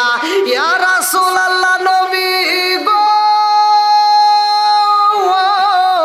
ও নবীজি, আপনি যদি অনুমতি দিতেন তাইলে আমি সূরা ইয়াসিন প্রতিষ্ঠিত করতাম। আমার নবী বললেন, আব্দুল্লাহ ইবনে মাসউদ, আমি অনুমতি দিলাম, তুমি যাও। এইবার সূরা ইয়াসিন প্রতিষ্ঠিত করার জন্য আব্দুল্লাহ ইবনে মাসউদ আমার নবীর কাছ থেকে বিদায় নিয়ে রওনা হয়েছে। আল্লাহু আকবার।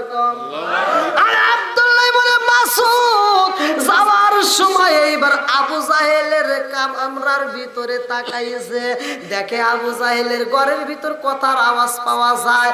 এইবার জানালা দেও কি মাইরা দেখে, একজন নয়, দুইজন নয়, অনেকগুলো মানুষ, ঘর ভর্তি মানুষ, তারা আলোচনা করতেছে, মিটিং করতেছে। ওই মিটিং এর ভিতর আবু জাহেল কইতেছে, মুহাম্মদরে দইরা মারতে হবে। নাউজুবিল্লাহ কোন। এইবার আব্দুল্লাহ ইবনে মাসউদ চিন্তা করে, এইবার আমি সময় একটা পাইছি, সুযোগ একটা পাইছি।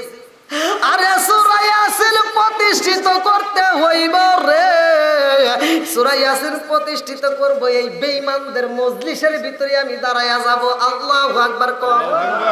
আরে আব্দুল্লাহ ইবনে মাসউদ ওই ঘরের ভিতর ঢোকার আগ মুহূর্তে চিন্তা করতেছে, আমি যখন ঘরের ভিতর ঢুকবো, ওরা তো আমারে ডিস্টার্ব করবে, ওরা আমারে বন্ধ করবে, ওরা আমারে বলবে চুপ কর। তখন আমি কি করব? অতএব ওদের কথায় আমি শুনবো না, আমি বলবো, ওরা শুনবে। আল্লাহু আকবার কোন। তাহলে এটা আবার কি সিস্টেম? ওরা বলবে আমি শুনবো না, কিন্তু আমি বলবো ওরা শুনবে। এই সিস্টেম করে ঘরের ভিতর ঢুকতে হবে। এইবার সিস্টেমটা এলাকায় কি আছে? কঠিন না? এলাকায় আছে, এলাকার ভিতরেও এই সিস্টেমটা চালু আছে। সেটা হলে এলাকার ভিতর মসজিদ করা আছে না নাই? হ্যাঁ, আরে এলাকার মসজিদ ঘর, ভক্তেরই কাবা ঘর, এলাকার মসজিদ ঘর, মুসল্লির কাবা ঘর, জান্নাতের হাওয়া সে তাই বয়ে যায়, বিশ্বাসে ভক্তি সে পায় মুক্তি, কে জানে কারো ভাগ্যে হয়। আল্লাহ আকবার কর। এইবার এই মসজিদের ভিতরে আজান দেয়, মুয়াজ্জিন যখন আজান দেয় তখন দুটা কানে এরকম ভাবে বন্ধ করে। কি করে? বন্ধ করে। উদ্দেশ্য হলো বাহিরের আওয়াজ যেন কানের ভিতর যায় ডিস্টার্ব নাই করে। এইবার আব্দুল্লাহ ইবনে মাসউদ যখন এই ঘরের ভিতর প্রবেশ করছে রে বন্ধু, দুইটা কানের ভিতর দুইটা আঙ্গুল ঢুকায়া দিছে গো। এইবার রুমের ভিতর প্রবেশ করে শুরু করছে আল্লাহু আকবার কাম। আউযু বিল্লাহি মিনাশ শাইতানির রাজিম, বিসমিল্লাহির রহমানির রহিম। ইয়াসিন ওয়াল কুরআনিল হাকিম ইন্নাকা লামিনাল মুরসালিন আলা সিরাতিম মুস্তাকিম তানজিলুল আজিজির রহিম লিতুযরা কামান মা উনজিরা ইয়াবাউম ফামুগাফিলুন লাকাদ হাক্কাল কওলু আলা আকসারিহিম ফাহুম লা ইউমিনুন ইন্না জাআলনা ফি আনাকিহিম আগলালান ফাহিয়া ইলা আযকানি ফাহুম ওয়া জাআলনা মিন বাইনি আইদিহিম সাদ্দান ওয়া মিন খালফিহিম সাদ্দান ফাগশায়নাহুম ফাহুম লা ইবসিরুন ওয়া সাওয়াউন আলাইহিম আআনজারতাহুম আম লাম তুনজিরহুম লা ইউমিনুন ইন্নামা তুনজিরু মান ইত্তাবা'a যিকরা ওয়া খাশিয়ার রাহমানি বিল গায়ব ফাবাশশিরহু বিমাগফিরাতিন ওয়া আজরিন কারীম ইন্না নাহনু নুহয়িল মওতা ওয়া নাকতুবু মা قدموا وآثارهم وكل شيء حصيناه في إمام مبين واضرب لهم مثلا أصحاب القرية إذ جاء المرسلون إذا أرسلنا إليهم اثنين فكذبوا ما فعززنا بثالث فقال إن لكم مرسلون قالوا ما أنتم إلا بشر مثلنا ما أنزل الرحمن من شيء إن أنتم إلا تكذبون قالوا ربنا يعلم إنا إليكم لمرسلون وما علينا إلا البلاغ المبين قالوا إنا تطيرنا بكم إلا لم تنتهوا لنرجمنكم وليمسنكم منا عذاب أليم قالوا طائركم معكم إن ذكرتم أنتم قوم مسرفون وجاء من أقصى المدينة رجل يسعى قال يا قوم اتبعوا المرسلين اتبعوا من لا يسلك معجون وهم مهتدون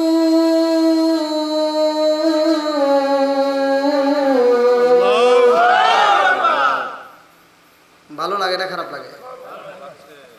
আব্দুল্লাহ ইবনে মাসউদ পরে গো আবু জাহেল, উতবা, সাহেবা, হুতাইবা, মুগীরা সবাই মনোযোগ সহকারে শুনতেছে। আল্লাহু আকবার কোন। এইবার আবু জাহেলের ডান হাতের একজন বলে ও নেতা গো। উতবা কয় ও নেতা, আপনি যদি এই মুহাম্মদের সেলাফেলার এই সূরা ইয়াসিন যদি এরকম ভাবে শুনেন আর এইটা যদি জনগণ জানতে পারে তাহলে একজনও বাদ থাকবে না, সব মুসলমান হয়ে যাবে। ও নেতা আপনি কি করেন? কি হয়েছে? ভালোই তো লাগে। সুবহানাল্লাহ কোন। কাফের বেঈমান ওদের কাছে কোরআন ভালো লাগে। সুবহানাল্লাহ না, কারণ ওরা কোরআনের ভাষা বুঝতো। ওরা কোরআনের কি ভাষা বুঝতো, ভালোই তো লাগে। এইবার নেতাদের ভিতর থেকে একজন বলতেছে আপনি নেতা হয়ে যদি এই কথা কন তাহলে এটা যদি মানুষ জানে তাহলে কি হবো? কহো এটা তো আমার তাহলে ভুল হয়েছে, তাড়াতাড়ি বন্ধ করে নইলে কিন্তু শেষ হয়ে যাবো। মুহাম্মদের সালাম সূরা ইয়াসিন প্রতিষ্ঠিত করতেছে আর আপনি মনোযোগ সহকারে শুনতেছেন। নেতাবি ঠিক রাখতে গেলে অনেক কিছু করতে হয়, অনেক কিছু। ও আমারই দেশের মানুষ একটা কথা শোন, কম নাকি? ও আমারই দেশের মানুষ একটা কথা শোন, বিএনপি আর আওয়ামী লীগে কেউ নয় আপন। কোন? ও আমারই দেশের মানুষ একটা কথা শোন, বিএনপি আর আওয়ামী লীগে কেউ নয় আপন। আর দুই দলকে নিয়ে কত করছো মারামারি, অথচ সেই নেতারা এক টেবিলে খাই সিগারেট বিড়ি। কতক্ষণ? আর সেই নেতারি জন্য ভাইয়ের ফাটাইলা মাথা, বিপদে কালে ভাই পাইবা পাইবা না নেতা। কতক্ষণ? আর পাবলিকে মারে রাস্তাঘাটে খবর লয় না নেতা। আসলে আমজনতা এই জগতে হয়েছে বলির পাঠা। জোরে জোরে কোন কথা ঠিক কি না? আমাদেরকে দলে দলে ভাগ করছে এই নেতারা। জোরে কোন কথা ঠিক কি না? আরে যেই নেতারা ভাগ করেছে আমগো দলে দলে, অথচ সেই নেতারা তাল মিলিয়ে চলছে তলে তলে। খালি বিপদে আমরাই। জোরে কোন কথা ঠিক কিনা? বন্ধুরা রে আমার, রাগ করো না, ভালোর জন্যই বলতেছি। এইবার আব্দুল্লাহ ইবনে মাসউদের এই কোরআন পড়া, সূরা ইয়াসিন তিলাওয়াত করা, প্রতিষ্ঠিত করা বন্ধ করার জন্য, এই আবু জাহেল নেতামি ঠিক করার জন্য এবার বলতে, এই বন্ধু বুঝছে ও কি শুনতেছে? কান বন্ধ। এইবার শোনে না, কাজ হয় না। নেতামি ঠিক রাখতে গেলে অনেক কিছু করতে হয়। এই বেঈমানের হাতের ভিতর ছিল চামড়ার মোজা। এই চামড়ার মোজা নিয়ে এইবার আব্দুল্লাহ ইবনে মাসউদের ডান কানের উপরে এত জোরে একটা থাপ্পড় মাইরা দিছে গো।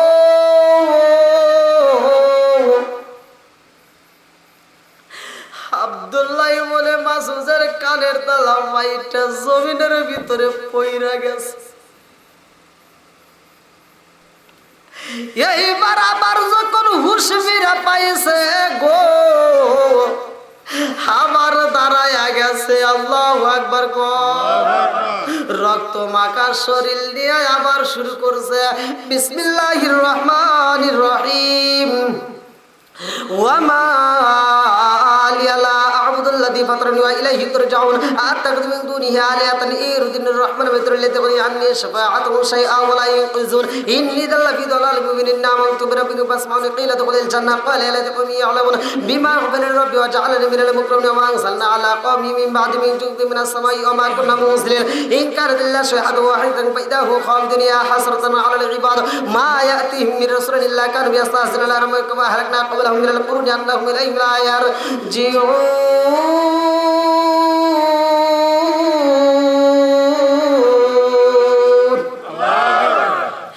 এইবার বেঈমান বাম কানের উপরে আর একটা থাপ্পড় মাইরা দিছে রে গোয়ালজানিবাসীরা।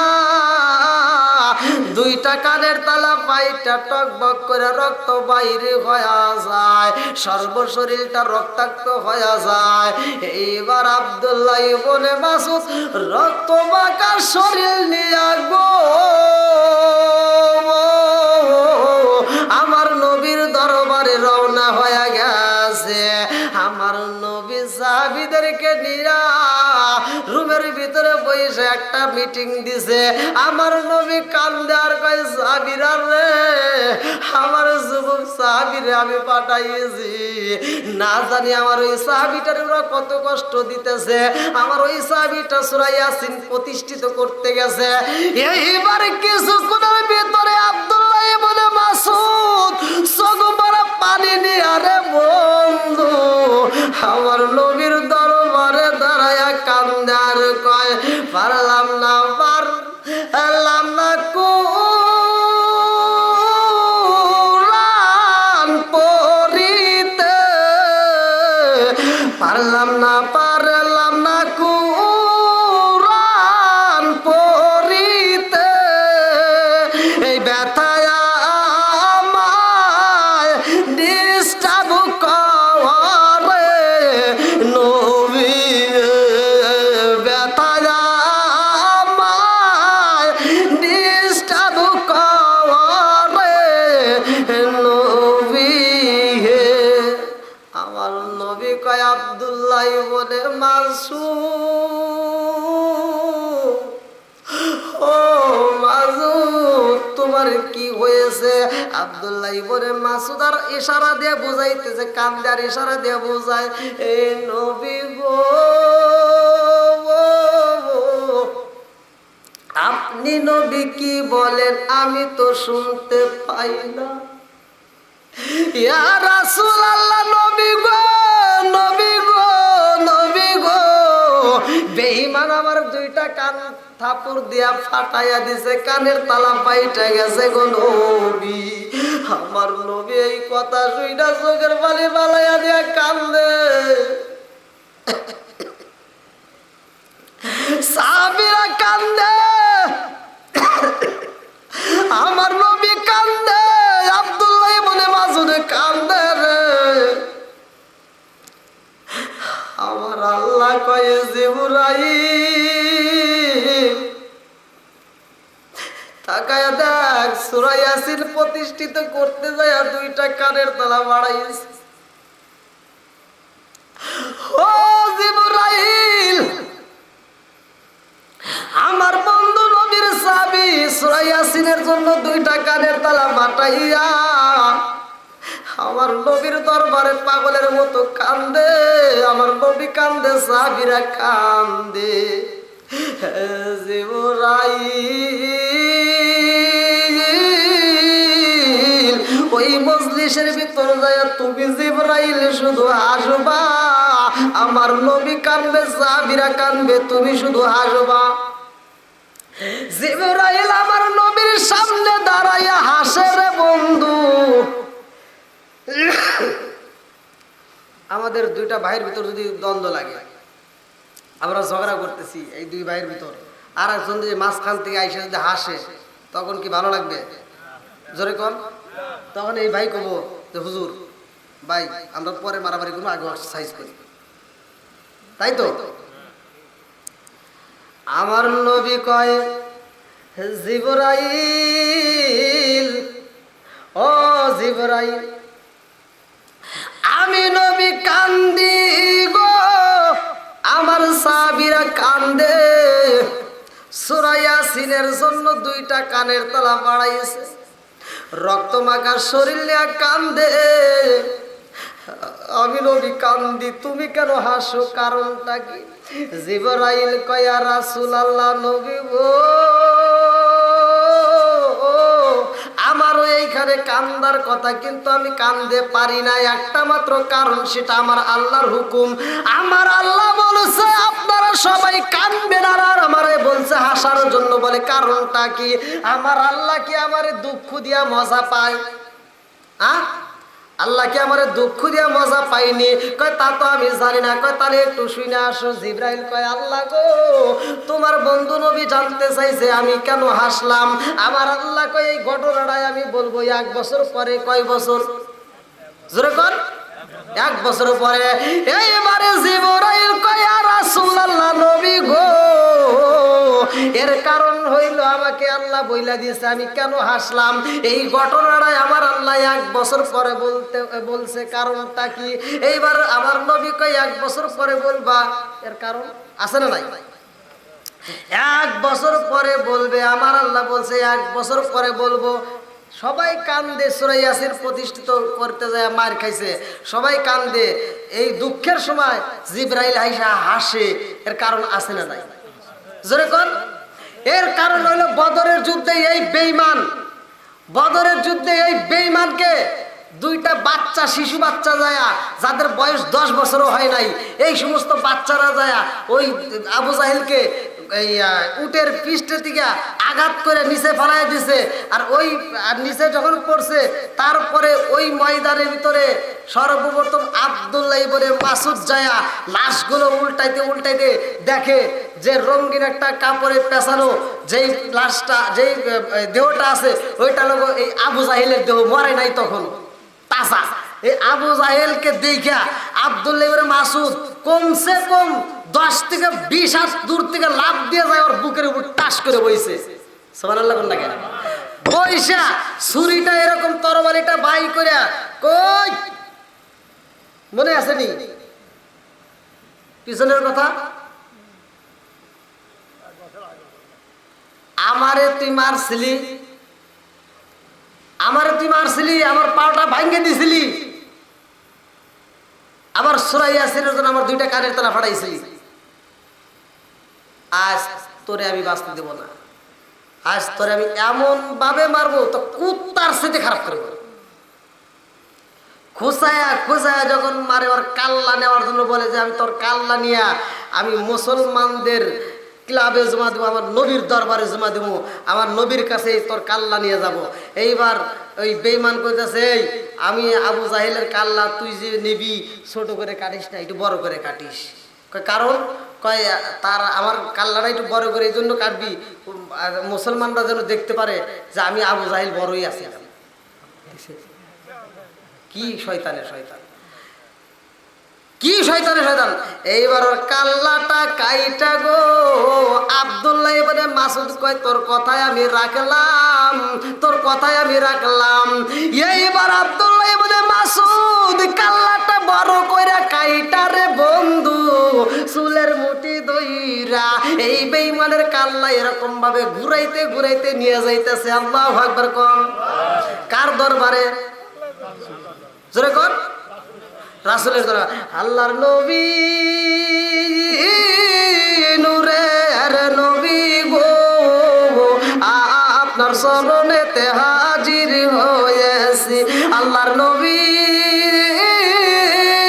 নূরের নবী গো আপনার চরণেতে স্বীকার করেছি আমার মতো অপরাধী মিজানের পাল্লায় উঠাই যদি আমি ক্ষমা পাওয়ার আশা না রাখি, আমার মতো অপরাধী মিজানের পাল্লায় উঠাই যদি আমি ক্ষমা পাওয়ার আশা না রাখি। আরে আপনার মুহালে জেলাসে যাবিনি পাবো আসে আপনার চরণেতে স্বীকার করেছি। আল্লাহর নবী নূরের নবী গো আপনার চরণেতে স্বীকার করেছি। চিৎকার মেরে কন্যায় আল্লাহু আকবার। আরে আব্দুল্লাহ ইবনে মাসউদ এ আবু জাহেলের চুলের মুঠি দইরা যখন নিতে চাই গো রাস্তার ভিতরে চুলটার দইরা রাখতে পারে না, কারণ রক্ত লাগার কারণে পিছল হয়ে গেছে। এইবার চুলের মুঠি দইরা নেওয়া যায় না, এইবার দাড়ি ধরছে। কি ধরছে? দাড়ি ধরে নিতেছে, কিন্তু দাড়ি ধরে তাও পিছলে খায় পইরা যায়। এইবার আব্দুল্লাহ ইবনে মাসউদ চিন্তা করে কাল্লা তো নেওয়াই লাগবে নাকি, তাহলে কিভাবে নিমু? চুল ধরে নেওয়া যায় না, দাড়ি ধরে নেওয়া যায় না। আব্দুল্লাহ ইবনে মাসউদের মাথায় আমার আল্লাহ অটোমেটিক একটা বুদ্ধি দিয়ে দিছে, কারণ প্রতিশোধ নিতে হবে। কি নিতে হবে? প্রতিশোধ নিতে হবে। এইবার কি করলো আব্দুল্লাহ ইবনে মাসউদের যে তরবারিটি ছিল এই তরবারিটা বাইর কইরা এইবার বেঈমানের কানের গোড়ার ভিতর দিয়া এইবার সুন্দর করে ছিদ্র করছে। কি করছে? ছিদ্র করছে কানের ভিতর দিয়া কাইটা 4টা আঙ্গুল ডুববে। কান ছিল বড়, আবু জাহেলের কান কি বড় ছিল। এইবার কানের ভিতর 4টা আঙ্গুল ঢুকবে এরকম ভাবে কাইটা আঙ্গুলটা এরকম 4টা নখ ঢুকায় এরকম ভাবে ধরে নিয়ে রওনা দিছে। আল্লাহু আকবার কোন? আরে আব্দুল্লাহ ইবনে মাসউদ বলে আমি যখন এই কানটা দইরা নিয়ে রওনা হইছি গো আমার নবীর দরবারে যাইতেছি, উপর থেকে আসমান থেকে একটা গায়েবী আওয়াজ আসলো। কি আসলো? গায়েবী আওয়াজ আসলো, হে আব্দুল্লাহ ইবনে মাসউদ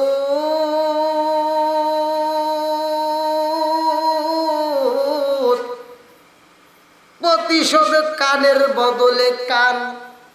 আল্লাহু আকবার কোন? কানের বদলে কান। আব্দুল্লাহ ইবনে মাসউদ বোঝে না। কিতাবের ভিতর উল্লেখ করা হয় একবার নয়, দুইবার নয়, 3বার এই আওয়াজটা আব্দুল্লাহ ইবনে মাসউদ পায়া গেছে। আব্দুল্লাহ ইবনে মাসউদ এইবার আমার নবীর দরবারে যায়, কয় ইয়া রাসূলুল্লাহ, নবী গো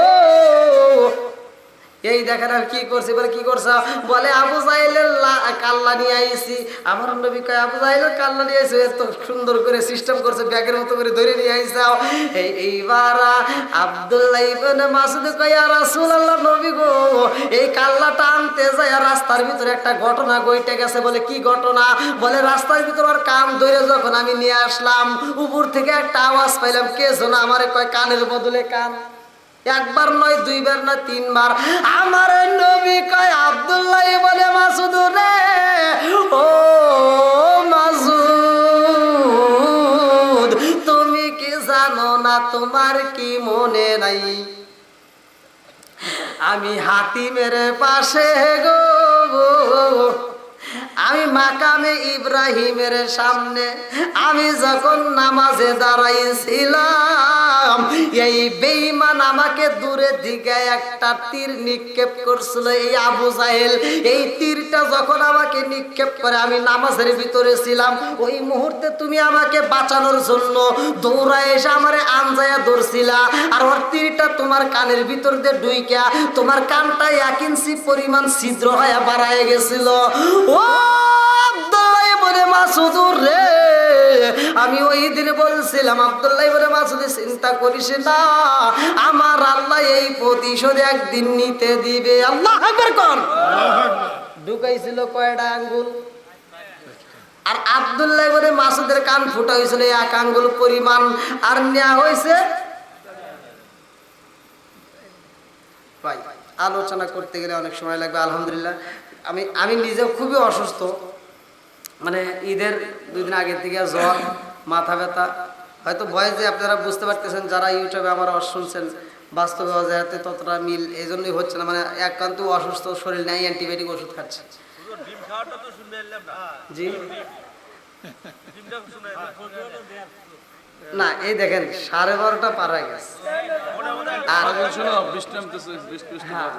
12:30 পার হয়ে গেছে। আর বিশেষ করে আলহামদুলিল্লাহ আপনাদের মানে অনেক মজা লাগছে যে আপনারা এ পর্যন্ত বসে আছেন, আমার এই ভাঙ্গা ভাঙ্গা কণ্ঠে আপনারা সময় দিবেন। আমি মন থেকে আপনাদের জন্য দোয়া করি, আল্লাহ তাআলা আমাদের বক্তা শ্রোতা উভয়কে কবুল করুক, সবাইকে না আমিন। আর একটু জোরে কোন আমিন। আর আমার বলা বক্তব্যের ভিতর যদি কেউ কষ্ট পেয়ে থাকেন, তাহলে একটু ক্ষমার দৃষ্টিতে দেখবেন, আমি গুনাহগারের জন্য দোয়া করবেন। আর আমি যে আলোচনাটা ধরছিলাম, মূল আলোচনা হলো আমাদের ইমানকে মজবুত করতে হবে। আমাদের ইমান কি দুর্বল হয়ে গেছে, আসলে শেষ জামানায় পড়ে গেছি, ইমান টিকা রাখা যায়। এখন তো হাতের তাওলা আগুন রাখা সহজ, যেটা আল্লাহ রাসূল বলছে হাদিসে, আপনারা মনে হয় এই হাদিসটা সবাই শুনছেন। তাহলে আগুন রাখা সহজ না কঠিন? কঠিন। হ্যাঁ, হাতের তাওলায় আগুন রাখা সহজ না কঠিন? কঠিন না, কঠিন। কারণ এই আগুন আমরা যদিও বলি হাদিসে আসছে সহজ, হাদিসে আল্লাহ রাসূল বলছে হাতের মুঠে আগুন রাখা সহজ, কিন্তু ঈমান রাখা কঠিন। ঈমান রাখা কি কঠিন। তাহলে আগুন রাখা আমরা জানতেছি এটা সম্ভব না, কারণ আগুন দিলে তো পুড়ে যাবে। তাহলে এটা এজন্য বলা হয়েছে, তাহলে ঈমান রাখা কত কঠিন। তাহলে এই কঠিন কাজ হলো আমাদের ঈমান রাখা। সেই ঈমান যদি আমরা সহজ করে, যদি আমরা এই ইসলামের পথে যদি আমরা চলতে পারি, ঈমানটা মজবুত হবে। আর আল্লাহ তাআলা ইসলামের ভিতর এমন একটা সিস্টেম দিয়েছে, যেটা ইসলামের ভিতর কঠিন কিছু আছে সেটা ইসলাম পছন্দ করে না। ইসলাম হলো সহজ। ইসলাম কি সহজ। আপনি সহজ সরল জীবনযাপন করেন, ইহদিনাস সিরাতাল মুস্তাকিম, আপনি সহজ সরল পথে ওঠেন, তাহলে আপনি কি হতে পারেন? মুত্তাকিন হতে পারবেন। আর কাদের সাথে থাকবেন? কাদের সাথে জান্নাতে পাবেন? এবার ফাদখুলি ফি ইবাদি ওয়াদখুলি জান্নাতি, আল্লাহ বলছে আমার দাসদের অন্তর্ভুক্ত হও, আমার জান্নাতে যাবো। জোরে কোন সুবহানাল্লাহ। তাহলে আল্লাহর দাসদের অন্তর্ভুক্ত হতে হলে আগে নামাজ আছে না নাই? আমি একটা হাদিসও পড়ছি, আবু হুরায়রা থেকে একটা হাদিস পড়ছিলাম। আর ওয়াইতুম লাউ আন্না নাহরান বিবাবি আহাদিম ইয়াগসিলু ফিহি কুল্লা ইয়ামান খামসানা আলাইহি ওয়া কামিন দারানি শাইউন ক্বালু ফাযালিকা বাদালুস সালাতি খামসামুল্লাহ বিনাল খাতায়া। বুখারীর হাদিস, আবু হুরায়রা থেকে বর্ণিত, তিনি বলেছেন রাসূল করিম সাল্লাল্লাহু আলাইহি ওয়াসাল্লাম বলেছেন যে তোমাদের কারো বাড়ির সামনে যদি একটা নদী বা চলমান একটা নদী থাকে অথবা পুকুর থাকে, সেই পুকুরে যদি কোনো একটা সাহাবী দিনের ভিতর 5 বার গোসল করে, তার দেহে কি কোনো ময়লা থাকবে? সাহাবীরা বললো ইয়া রাসূলুল্লাহ ইয়া হাবিবাল্লাহ, এটা আল্লাহ এবং রাসূল আল্লাহ রাসূল ভালো জানে, কিন্তু আমরা যতটুকু জানি সেটা হলো একটা মানুষ যদি দিনের ভিতর 5 বার গোসল করে তার দেহে ময়লা থাকতে পারে না। আমার নবী বললেন একটা মানুষ দিনের ভিতর যদি 5 ওয়াক্ত নামাজ নিয়মিত আদায় করতে পারে তার কোনো গুনাহ থাকতে পারে না। জোরে কোন সুবহানাল্লাহ। তাহলে নামাজের দরকার আছে না নাই? ইন্না সালাতা তানহা আনিল ফাহশাই ওয়াল মুনকার, নামাজ অশ্লীল ও খারাপ কাজ থেকে বিরত রাখে। তাহলে আমরা যদি নামাজই না পড়ি, ওই অনেকে দেখবেন এই সকালবেলা আপনারা যে এত কষ্ট করে ওয়াজ শুনলেন, আর কিছু লোক ওয়াজ না আসলে সকালবেলা করে হ্যাঁ কি ওয়াজ করছি, ও আছে আমার ইমান ভালো আছে। তোমরা ওয়াজ শুনে যে ইমান, আমার এই ওয়াজ না শুনে নামাজ না পড়ে আমার এই ইমান ভালো আছে, এরকম বেঈমান আছে না নাই? জোরে কোন, ওরে জুতা দিয়ে বাইরের লাগবে। তোমার নামাজ যার ভিতর নাই তার ভিতরে ইসলাম তো ধর্মই নাই, তত ধর্মের ভিতর রাহাই তো কুরবানি গোস্ত দেওয়া হয়তো ঠিক না। কথা কন, ওরে কুরবানির গোস্ত দেওয়া হয়তো ঠিক না, কিন্তু তরে দিছি হ্যাঁ না। আর একটা কাহিনী আছে, কারণ কুরবানির গোস্ত হিন্দুরাও খাইতে পারবে, কুরবানির গোস্ত ইহুদিরাও খাইতে পারবে, ইহুদিদেরকেও আপনি দিতে পারবেন যদি তারা খাইতে পারে। যদি ওরা খায় আপনি দিবেন, সমস্যা নেই, সব পাবেন, দিবেন, ওদের খাওয়াবেন। এমনও সময় আসতে পারে, কারণ আমরা কিছু মুসলমান আছে মুসলমানের ভিতর থেকে মুসলমানের সাথে দুশ্মনী করে, কিন্তু ওদেরকে খাওয়াইলে ওরাই একসময় আমাদের ব্যবহার দিকে ওরা মুসলমান হয়ে যায়। আল্লাহ রসুল কাউরে কান ধরিয়া আর কলার ধরিয়া আর লগি বইটে দিয়ে মাইরিয়া ইসলাম ধর্ম গ্রহণ করায় নাই। তার আচার ব্যবহার, তার কথা, তার চলাফেরা, তার আদব কায়দা দেখে মানুষ পাগলের মতো ছুটে ছুটে এসে মুসলমান হচ্ছে। আর আমাদের যে ব্যবহার, এক হুজুর উঠে আর এক হুজুরের বিরুদ্ধে কই, আর এক হুজুর উঠে আর এক হুজুরের মানে কই ও কিছুই জানে না, আর এক হুজুর কই ও কিছুই বোঝে না, আর এক হুজুর কই ওর কিছুই হয় না। এই যে একটা দ্বন্দ্ব কইরা কি যে একটা ফাটল সৃষ্টি করছি। আলেম ওলামা যতক্ষণ পর্যন্ত মিল না হইবে ততক্ষণ পর্যন্ত এই আম মানুষকে বোঝানোর সাহস হবে না। আর সব 3,75,000 থেকে 76,000 মসজিদ আছে বাংলাদেশে। এই মসজিদগুলো যদি আমার মনে হয় এই মসজিদের ইমামগুলো বাদ দিয়া যদি আসমান থেকে আল্লাহর রহমতের ফেরেশতা দিয়া যদি এই দায়িত্ব দেওয়া হয়, তাও এই মানুষ এই ইমামের 6 মাস পরে ভুল ধরবো। কথা বল, হ্যাঁ জি জি অবশ্যই ভুল ধরবো। শয়তানের গোড়া সব। তো এই জন্য মানুষের মন জয় করা অত সহজ না। একদিনে ওয়াজ করে সবাইকে বোঝাবো আর সব বুঝে যাবো আমার ভক্ত হবে এমন তো না। কিছু লোক আমার ভক্ত হবে, কিছু লোক আমার বিরোধিতা করবে, এটাই নিয়ম। আল্লাহ রসুল দেখলেন তো যে ওয়াজটা করে আসলাম, মনে আছে রে? আল্লাহ রসুল যে ওয়াজটা করে গেছে, যেভাবে দাওয়াত দিছে, কিছু লোক তার পক্ষে আইছে আর অধিকাংশ আপন জনেরা তার বিরোধিতা করছে। যাও আলহামদুলিল্লাহ, অনেক রাত হয়ে গেছে, 12:30 পার হয়েছে। গত রাত্রেও একটা মানে 6 বা 10 মোনাজাত শুরু করছিলাম। তা আপনাদের মাঝে অনেক আলোচনা করছি। আগামীকাল শুক্রবার আপনাদের এদিকে আবার আসবো, ওইটা বাঙ্গালা ইউনিয়নের ভিতরে না কি কয় বাঙ্গালা। তো যাই হোক, আমি আপনাদের মাঝে যতটুকু আলোচনা করছি আল্লাহ তাআলা বক্তা শ্রোতা উভয়কে আমল করার জন্য তৌফিক দিন, সবাই বলুন আমিন।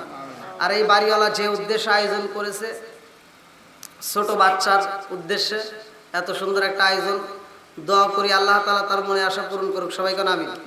আর ওই বাচ্চাটাকে আল্লাহ তাআলা নেক হায়াত দারাজ করুক, কোরআনের প্রতি প্রেম চালু করে দিক, মাতার ঝেন শক্তি বৃদ্ধি করে দিক, সবাই করা আমিন। আর একটু জোরে কেন আমিন। আমরা দোয়া করব। এর পূর্বে আমাদের মাহফিলের সম্মানিত সভাপতি সাহেব তিনি সবার সমাপ্তি ঘোষণা করবেন। আমরা ফাতিহা শরীফ পড়ব, দরুদ শরীফ পড়বে ইনশাআল্লাহ, তারপরে আমরা মোনাজাত করে বিদায় নেব।